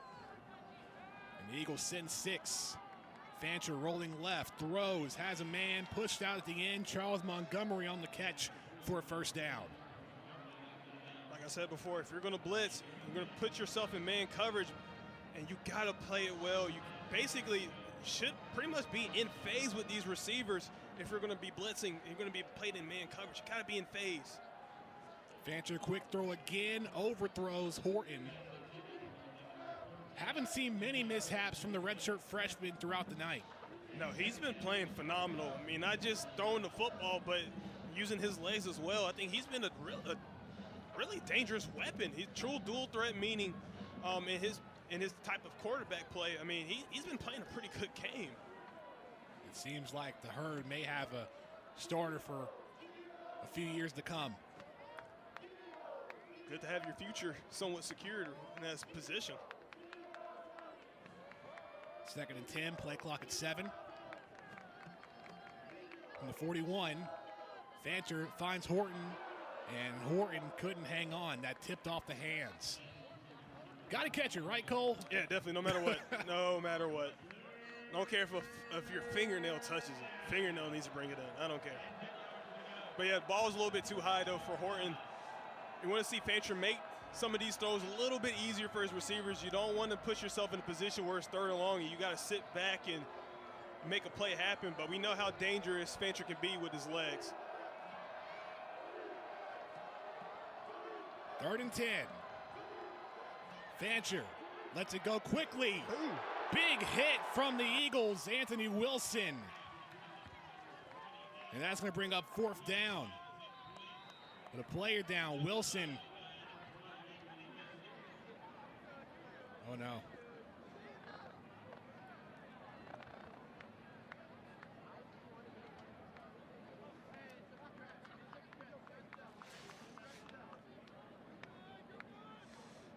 I mean, so you see the stunt right there. Way to come up and make a tackle right there. And, oh, maybe cramped up in his hamstring, maybe.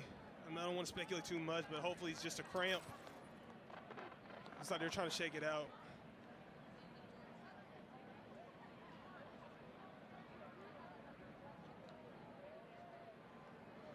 Anthony Wilson, the redshirt junior from Columbia, South Carolina. He's getting stretched out on the field, so it could likely be a cramp, hopefully.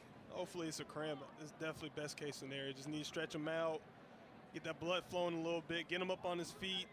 Yep, it's going to feel a little stiff for a little bit, but he's walking on his own power and he's jogging. So, yeah, I'm going to go with a cramp. You know, we always talk about cramping in the heat, but we never really talk about how players can cramp up in the cold. Cole, have you ever dealt with that as a player? Not really, because, look, I'm not going to lie. I drink a lot of water, so, you know, I'm going to stay good. But I've seen a lot of guys go down for cramping in the water. A lot of people underestimate, just because it's cold outside, that they think their bodies won't cramp up. But really, your body's going to it needs to stay warm. If it's not warm, the water and everything, I'm not going to lie. It doesn't sound great coming out of my mouth, but I know it's something weird with the science for it. Oh, the weird formation on the punt by McConnell. Went out at the 20. Hood may have kept it in bounds before going out. And overall, a big stop by the Eagles defense. Much needed. Much needed stop, as you said it, Danny.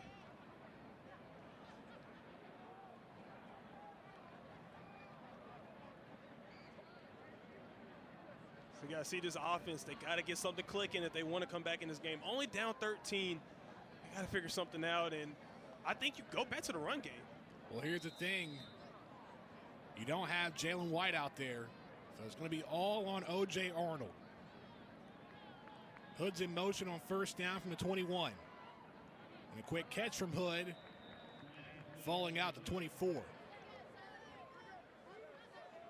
And unfortunately, you can kind of see that injury bug just going through some key players for Georgia Southern. I mean, guys are just getting nicked up, getting banged up, getting injured, getting hurt.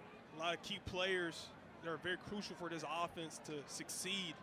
So now you got to really lean on these young guys to perform and make some plays. Arnold in motion, empty backfield for Van Treese. Quick fire to Sanders. It's going to be 3rd and short. This is a 3rd and manageable for the Eagles. They can convert. Definitely. And I think, honestly, me personally, I try to figure out some type of RPO here.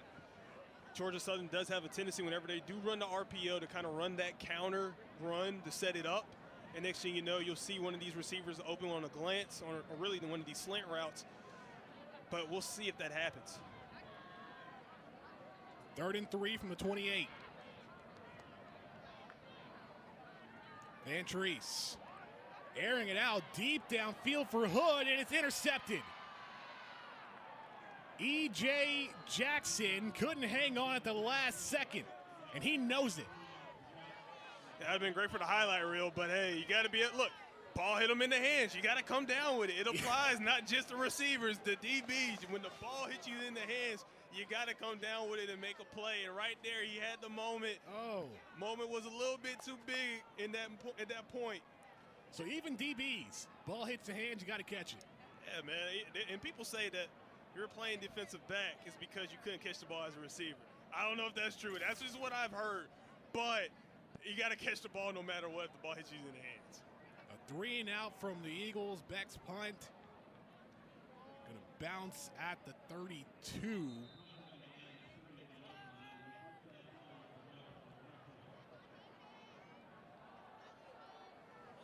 So the Eagles defense made a great stop, but once again, Georgia Southern couldn't convert on 3rd downs. Now 0 of 9 on the night. It's really kind of crazy to think about what's going on with this Georgia Southern offense on 3rd down efficiency. And when you look at it earlier in the season, they were a top 10, they're a top 5 team in 3rd down conversions, and they've just kind of been going down and down as the season's going on. And credit to the Sun Belt for having teams like Marshall, South Alabama, and JMU who are really good on 3rd down defense. So rather the ball, Marshall will start from the 31.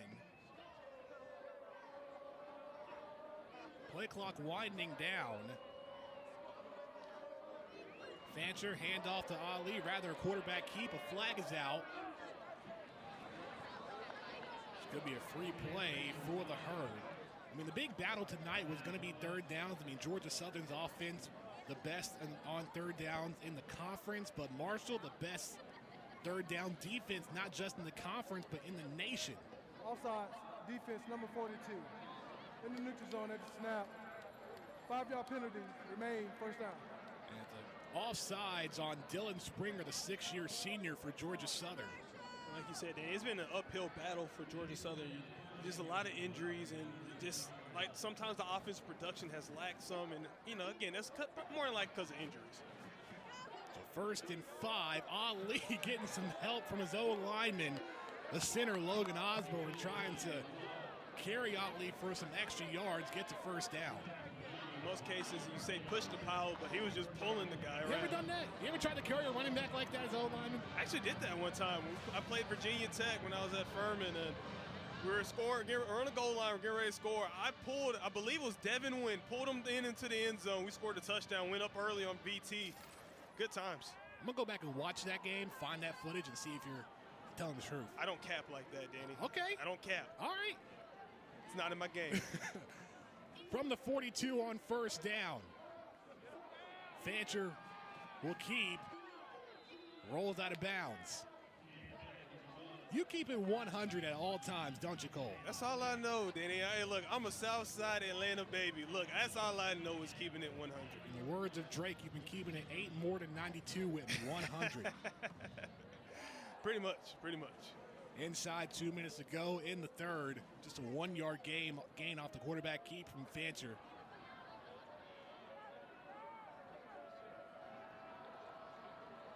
Marshall, 442 yards of offense through 3 quarters. Itching for more. Ali bounces outside. Makes a man miss. Gets across midfield. However, a few yards short of a first down. Going to bring up 3rd and short. Got to make a tackle when you had a chance, and right there that could have been a little bit more of a keeping Ali to a shorter gain. You got to make a tackle out there in space, but instead Ali, being the great running back that he is, makes a guy miss on an arm tackle and makes it a very 3rd and short. 3rd and 2 from midfield.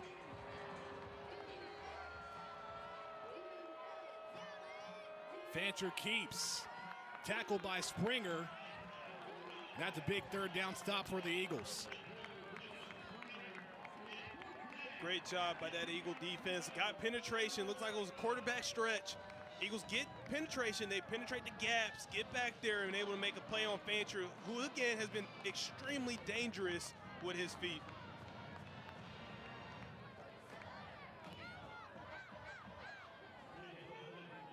So the Herd will punt. We haven't really seen any big returns from Caleb Hood. The Hood's been everywhere out there for the Eagles. That's why he's nicknamed Mr. Consistency. Called a fair catch, but that's a great Herd bounce. And that's going to pit Georgia Southern inside the 5. It's a long way to go.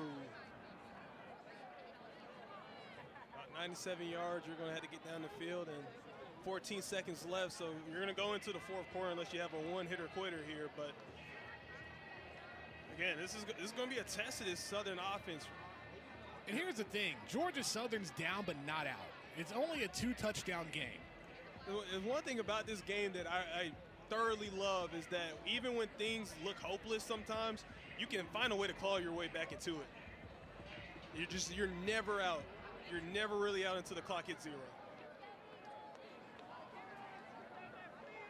So the Eagles will start from their own 3. This could be the final play of the 3rd quarter. Hand off to Arnold. He gets stuffed. Owen Porter has been the leader up front for this Herd defensive line, and that's going to take us to the 4th. 23-10 Marshall over Georgia Southern. The Eagles down but not out. Bowl eligibility on the line. 4th quarter coming up after the break on ESPN+.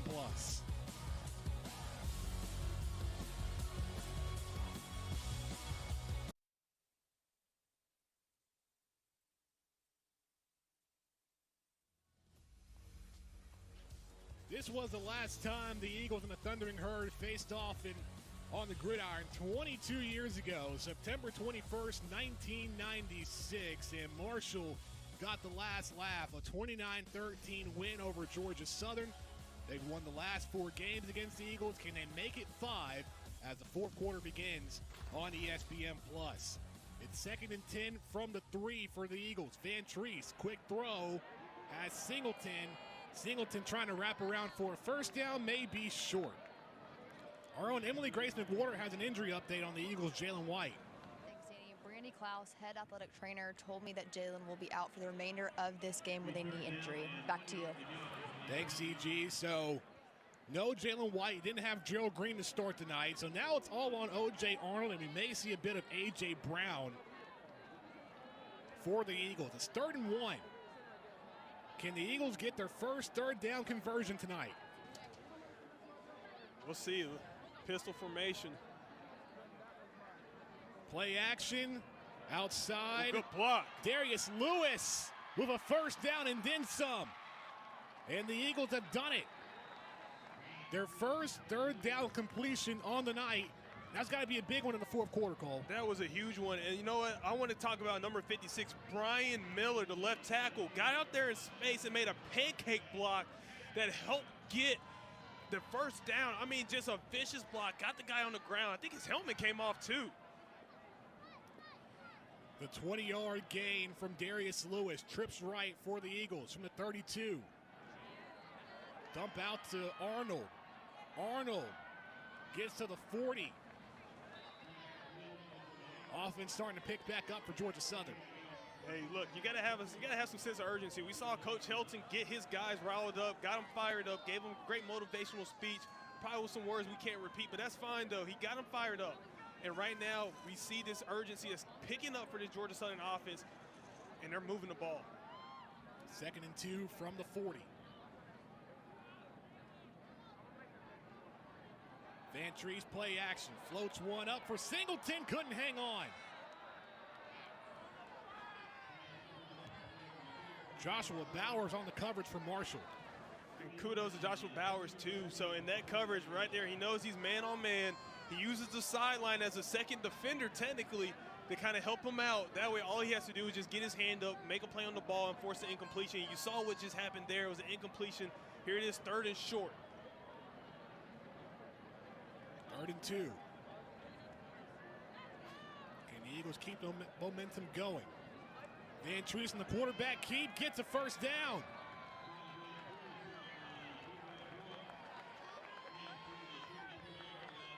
The drive continues.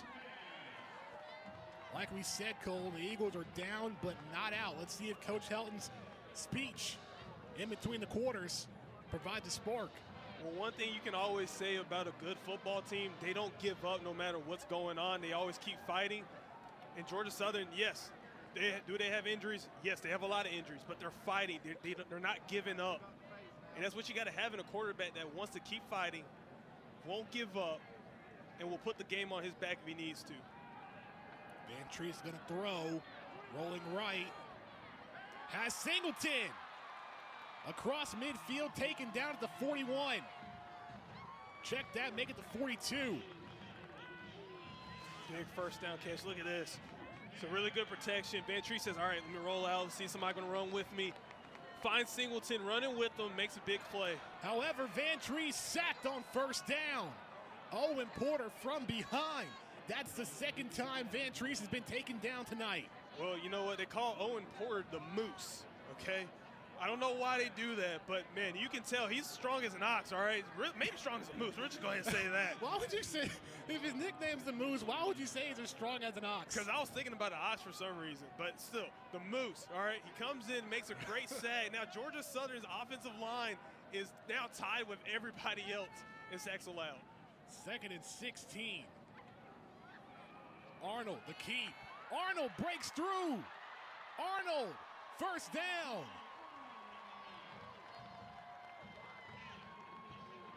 Look, Arnold don't have Jalen White anymore, and really good right here. So you see the little skip pull, gets the running back going. Here you go. See Arnold bumbling and stumbling, gets a big 1st down gain right here, keeps the chains fresh. 1st and 10. It's a gain of 21 for Arnold. Eagles at the 26. Plenty of time for Vantrease to the end zone, looking for Sanders. Incomplete. Broken up by Stephen Gilmore. It's going to be tough to win on those one-on-one matchups. Right there, you saw the safety kind of leak in there too as well to give a little bit of help to Gilmore, but still really great coverage right there. The young freshman couldn't make a play, score a touchdown there. We'll see what Georgia Southern is going to cook up to get the chains going, or at least pick up some yardage to make it very manageable. 2nd and 10. Empty backfield for Vantrease. Towards the middle, intercepted. Bobbled into the hands of Eli Neal. And just like that, the momentum is stopped. Eli Neal with his 1st interception on the season. But a flag is out.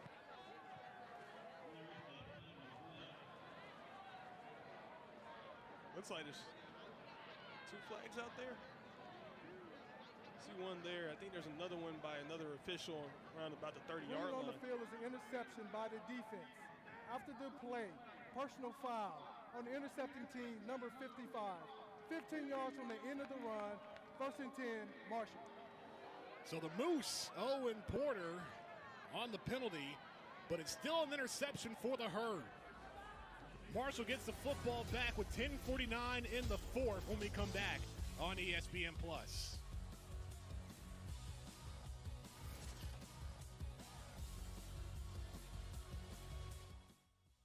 moving downfield, but Vantrease had a great pass across the middle. It just got bobbled and picked. Hit him, kind of really hit him in the shoulder pad, maybe went right through his hands. And again, that's a good heads-up play by Marshall's defense to come in, and Neal makes a play on it, gets an interception. And right now you see that momentum's gone. Then you have that personal foul that the Moose gets. You got to rein him back in. He's ready to cut loose. Got to rein the Moose back in. The Moose is on the loose. Hey.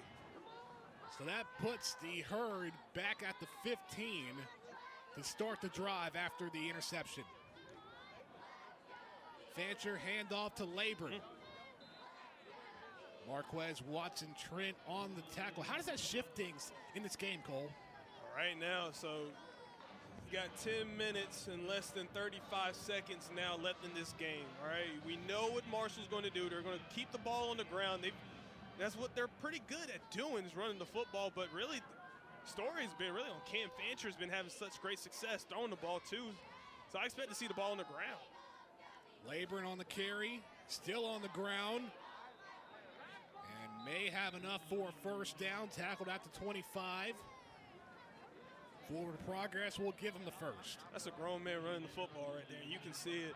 And you talk about how well or how good this running back room is. Coach Huff, all right, he's been able to find talented running backs. All right, Coach Saquon Barkley at Penn State, Coach Najee Harris, and Coach Brian Robertson Jr. These are guys who are starting running backs for NFL teams. So he knows talented running backs when he sees them, and he has a lot of them on his team. From the 25, Laburn again. May have gotten a yard.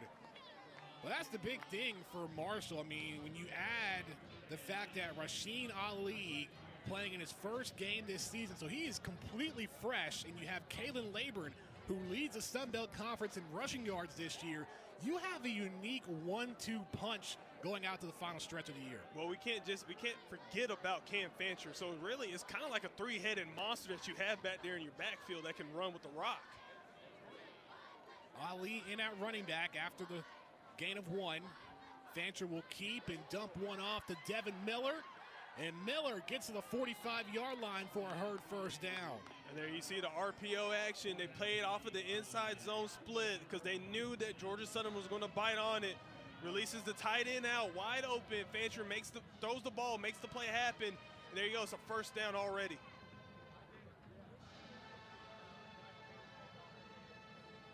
Time is ticking, under 9 minutes to play. And the Herd, they don't have the time, or they don't have, they don't have to rush, is what I'm trying to say. You can go a little bit of 4-minute offense here. Just go ahead and drain the clock out. That's honestly the best thing that this offense can do. From the 45 on first down. Good patience. Ali, good patience indeed, gets across midfield. One thing you're not seeing off screen is the physical battle with the DBs and receivers. Waylon Free getting tied up with Jaden Harrison. Look at this counter run right here. Brought the tight end over. And then Ali just makes guys just miss a little bit. Has great patience. Gets the first down. Just a talented group of running backs. Correction, that was Najee Thompson there on the outside. Another first down for the Herd. Ali, that time, Brandon Wilson got to him quickly. But at this point, all the Herd have to do is run the clock out, become bowl eligible, and head back home to West Virginia. Hey, anytime you can go home with a win, it's pretty good. It's a pretty great feeling. Now for Georgia Southern, things are not looking well. Numerous injuries throughout this season and tonight. And the way things are looking, if Marshall holds on, next week's season finale against your longtime rival App State is going to be for bowl eligibility. Ready to get your water hot. That's going to be an entertaining football game. Fancher on the quarterback keep, cuts his way back inside the 40. A little bit more pushing and shoving now with the offensive line and defensive line. You may be wondering, for those that are watching, Marshall already has 6 wins. What are we talking about with them being bowl eligible with one more win? Well, only one of their wins against FCS teams will count. They faced 2 FCS teams this season, so one of them won't count. They need this win tonight to go to a bowl game. And a flag on the play. I'll start. Offense, number 2. 5-yard penalty from the previous spot. 3rd down. On a receiver, Jaden Harrison. So a 3rd and 5 goes to 3rd and 10. So you know this is going to be a passing down unless they decided just to run the football, continue to have trust in that their defense is going to get another stop, because it's been hard for Georgia Southern's offense to do anything against Marshall's defense. One more thing to put a pin on that. Marshall's 2 FCS wins. It was against Norfolk State to open the season and against Gardner-Webb back on October 1st. So 3rd and 10, play clock at 1. Timeout was called by Marshall.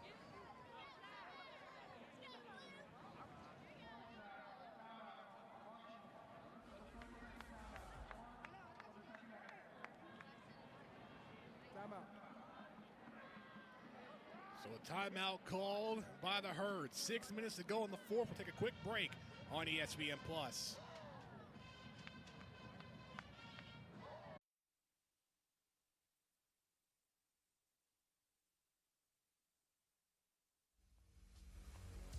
6 minutes to go in the 4th quarter. Marshall leading 23-10 over Georgia Southern. It's going to be 3rd down and 10 from the 45. So far tonight, Marshall 7 of 15 on 3rd downs.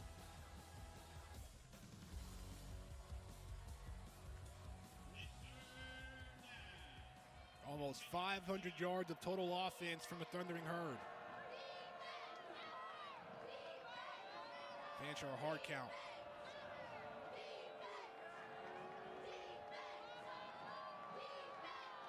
Out of the Marshall timeout. Montgomery in motion. It's going to be a running back. It's a hold.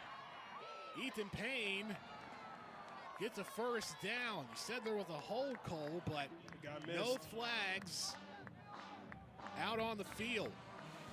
Something as a former old lineman, you just notice those kind of things, don't you? Yeah, to be honest with you, Danny, everybody holds. No, literally, everybody holds. You spilled the tea? Everybody, look, I can spill it now, but everybody holds. Look, offensive lineman, look, we hold a lot. Defensive lineman will hold offensive lineman. I'm telling you, everybody holds, but it always gets missed. Oh, boy. We'll see which old lineman DMs you on Twitter for sharing secrets. Hey, they were sharing secrets about Trent Williams giving away stuff in the stands. Layburn bounces out, nowhere to go. Anthony Willison on the keep. On a cold night like this, you know, you got to wonder how some of the fans are trying to keep warm, whether it be hot chocolate or for some people in tailgating, it's got to be chilly. Give a shout out to Roger Inman, the athletics facilities consultant. He cooks for the athletic staff the day before every game day. He's made tremendous food across the season, from chili to shepherd's pie and barbecue. What's shepherd's pie? Oh, you never had shepherd's pie? I ain't never had that. Well, you better look that up. I need to talk to Roger. Look it up over the break. We'll be right back on ESPN+.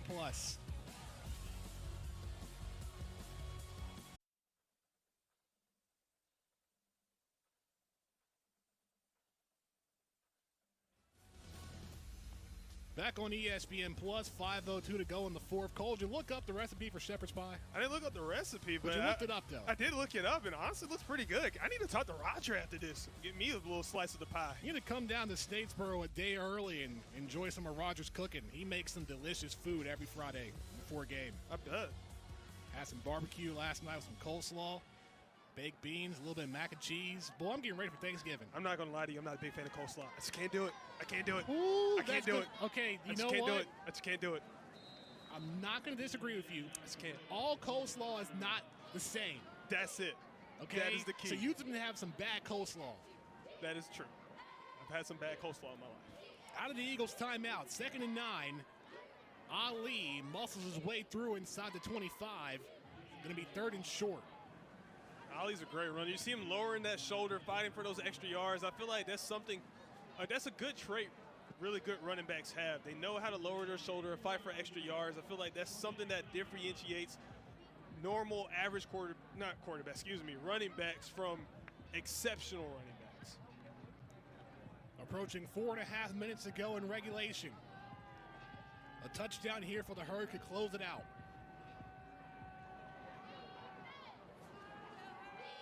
Third and 3 from the 25.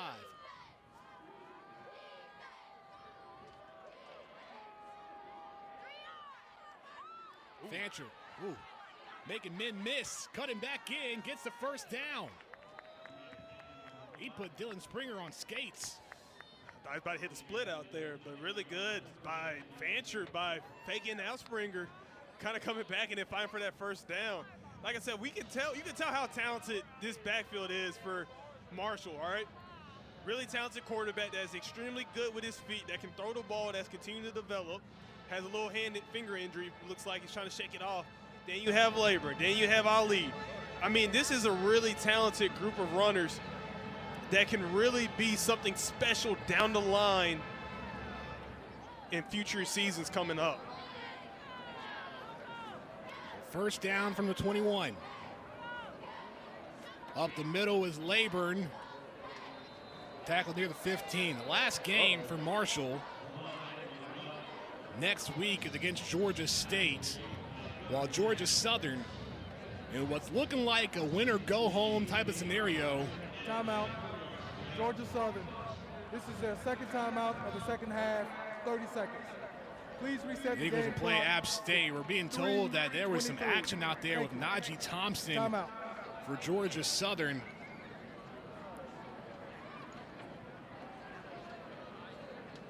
I mean, emotions are definitely high for the Eagles. We'll take another break. More to come on ESPN Plus.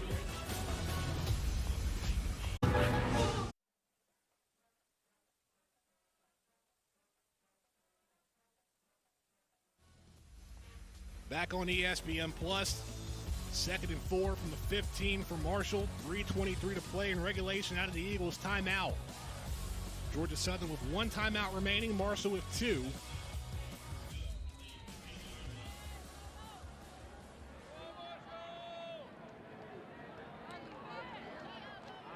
Fancher the hard count. Now the handoff. Leyburn stopped by Kadri Jackson. Gonna bring up 3rd down. It's been very back and forth in the second half, Cole. Only 1 field goal has been made, as the Eagles will call their final timeout. So 3:16 back on the clock. The only score in the second half, Cole, was the field goal by Marshall in the 3rd quarter. But here's a look at who's all bowl eligible in the Sun Belt Conference. Marshall, with a win, they will be. You see Coastal Carolina with 9 wins. They're already eligible for bowl game and trying to compete for a conference championship. In the West, just Troy and South Alabama. Yeah, I mean, you look at these teams, I mean, they fought hard this season, and they've been playing some really good football, so yes, they deserve to be where they are right now. And when you look at App State and Georgia Southern, both of those 2 teams, they need to get a win next week in order for them to be bowl eligible. So best believe this is going to be somewhat of the Super Bowl for both of these 2 teams. Same with potentially Southern Miss and Louisiana, both with 5 wins on the year. Going to make for some interesting regular season finale matchups. Out of the Eagles' timeout, 3rd and short. Leyburn gets a first down. Well, in between that time, Georgia Southern is going to have to improve on that rushing defense. That's been something that App State prides themselves on, doing well. This has been a lengthy drive for the Herd. 14 plays, 77 yards, 735 and counting on this drive.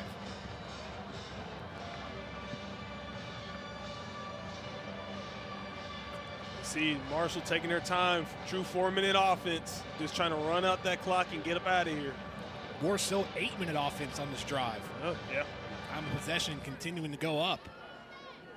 1st and goal from the 8. Laburn squeezes in for about a yard. Laburn is 17th carry on the night.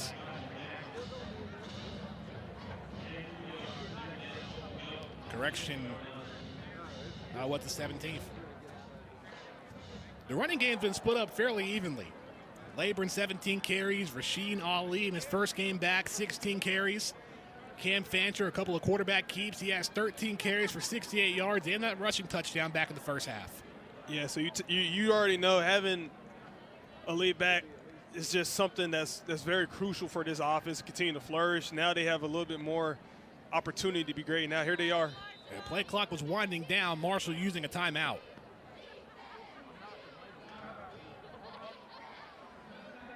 And we're going to take one with them. 1:53 to go as the Herd's in the red zone. More when we come back on ESPN+.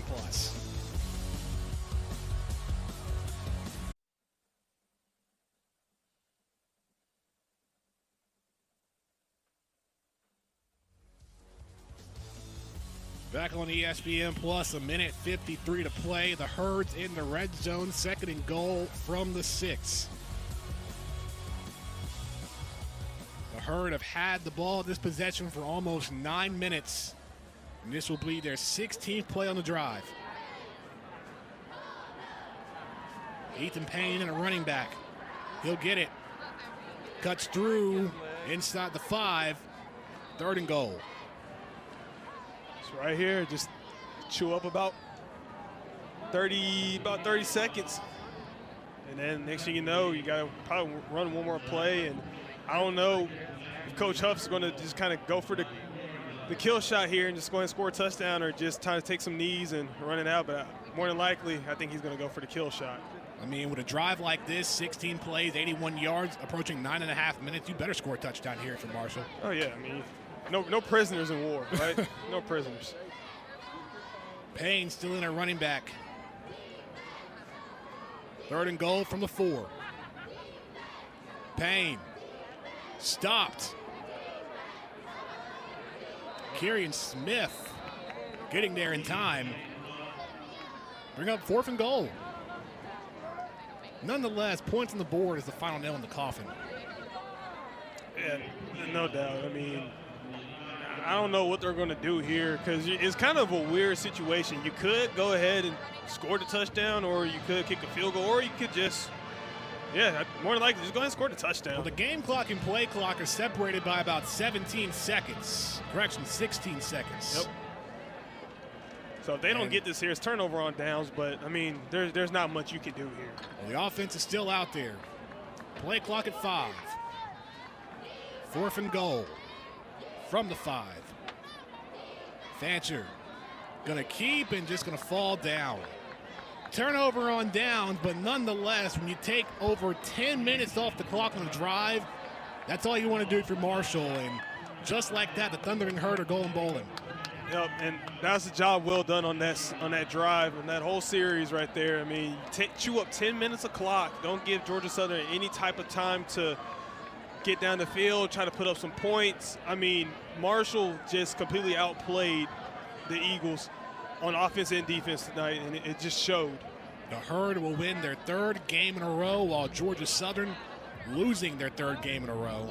And that sets the stage for next Saturday in Paulson Stadium, the Saturday after Thanksgiving, final game of the regular season. Georgia Southern versus App State for bowl eligibility. And another thing too, Danny, this is a big rivalry game. So, one, I expect things to be very hot and very tense. And I'm expecting the Georgia Southern team to come out here a little bit with more energy, more juice, and find a way to go bowling or put themselves in position to go bowling and give App State a heck of a fight. Well, that'll do it. Final score, Marshall 23, Georgia Southern 10. The Thundering Herd improved to 7-4 on the year.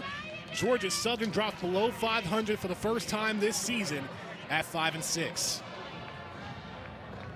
This was a physical battle from start to finish.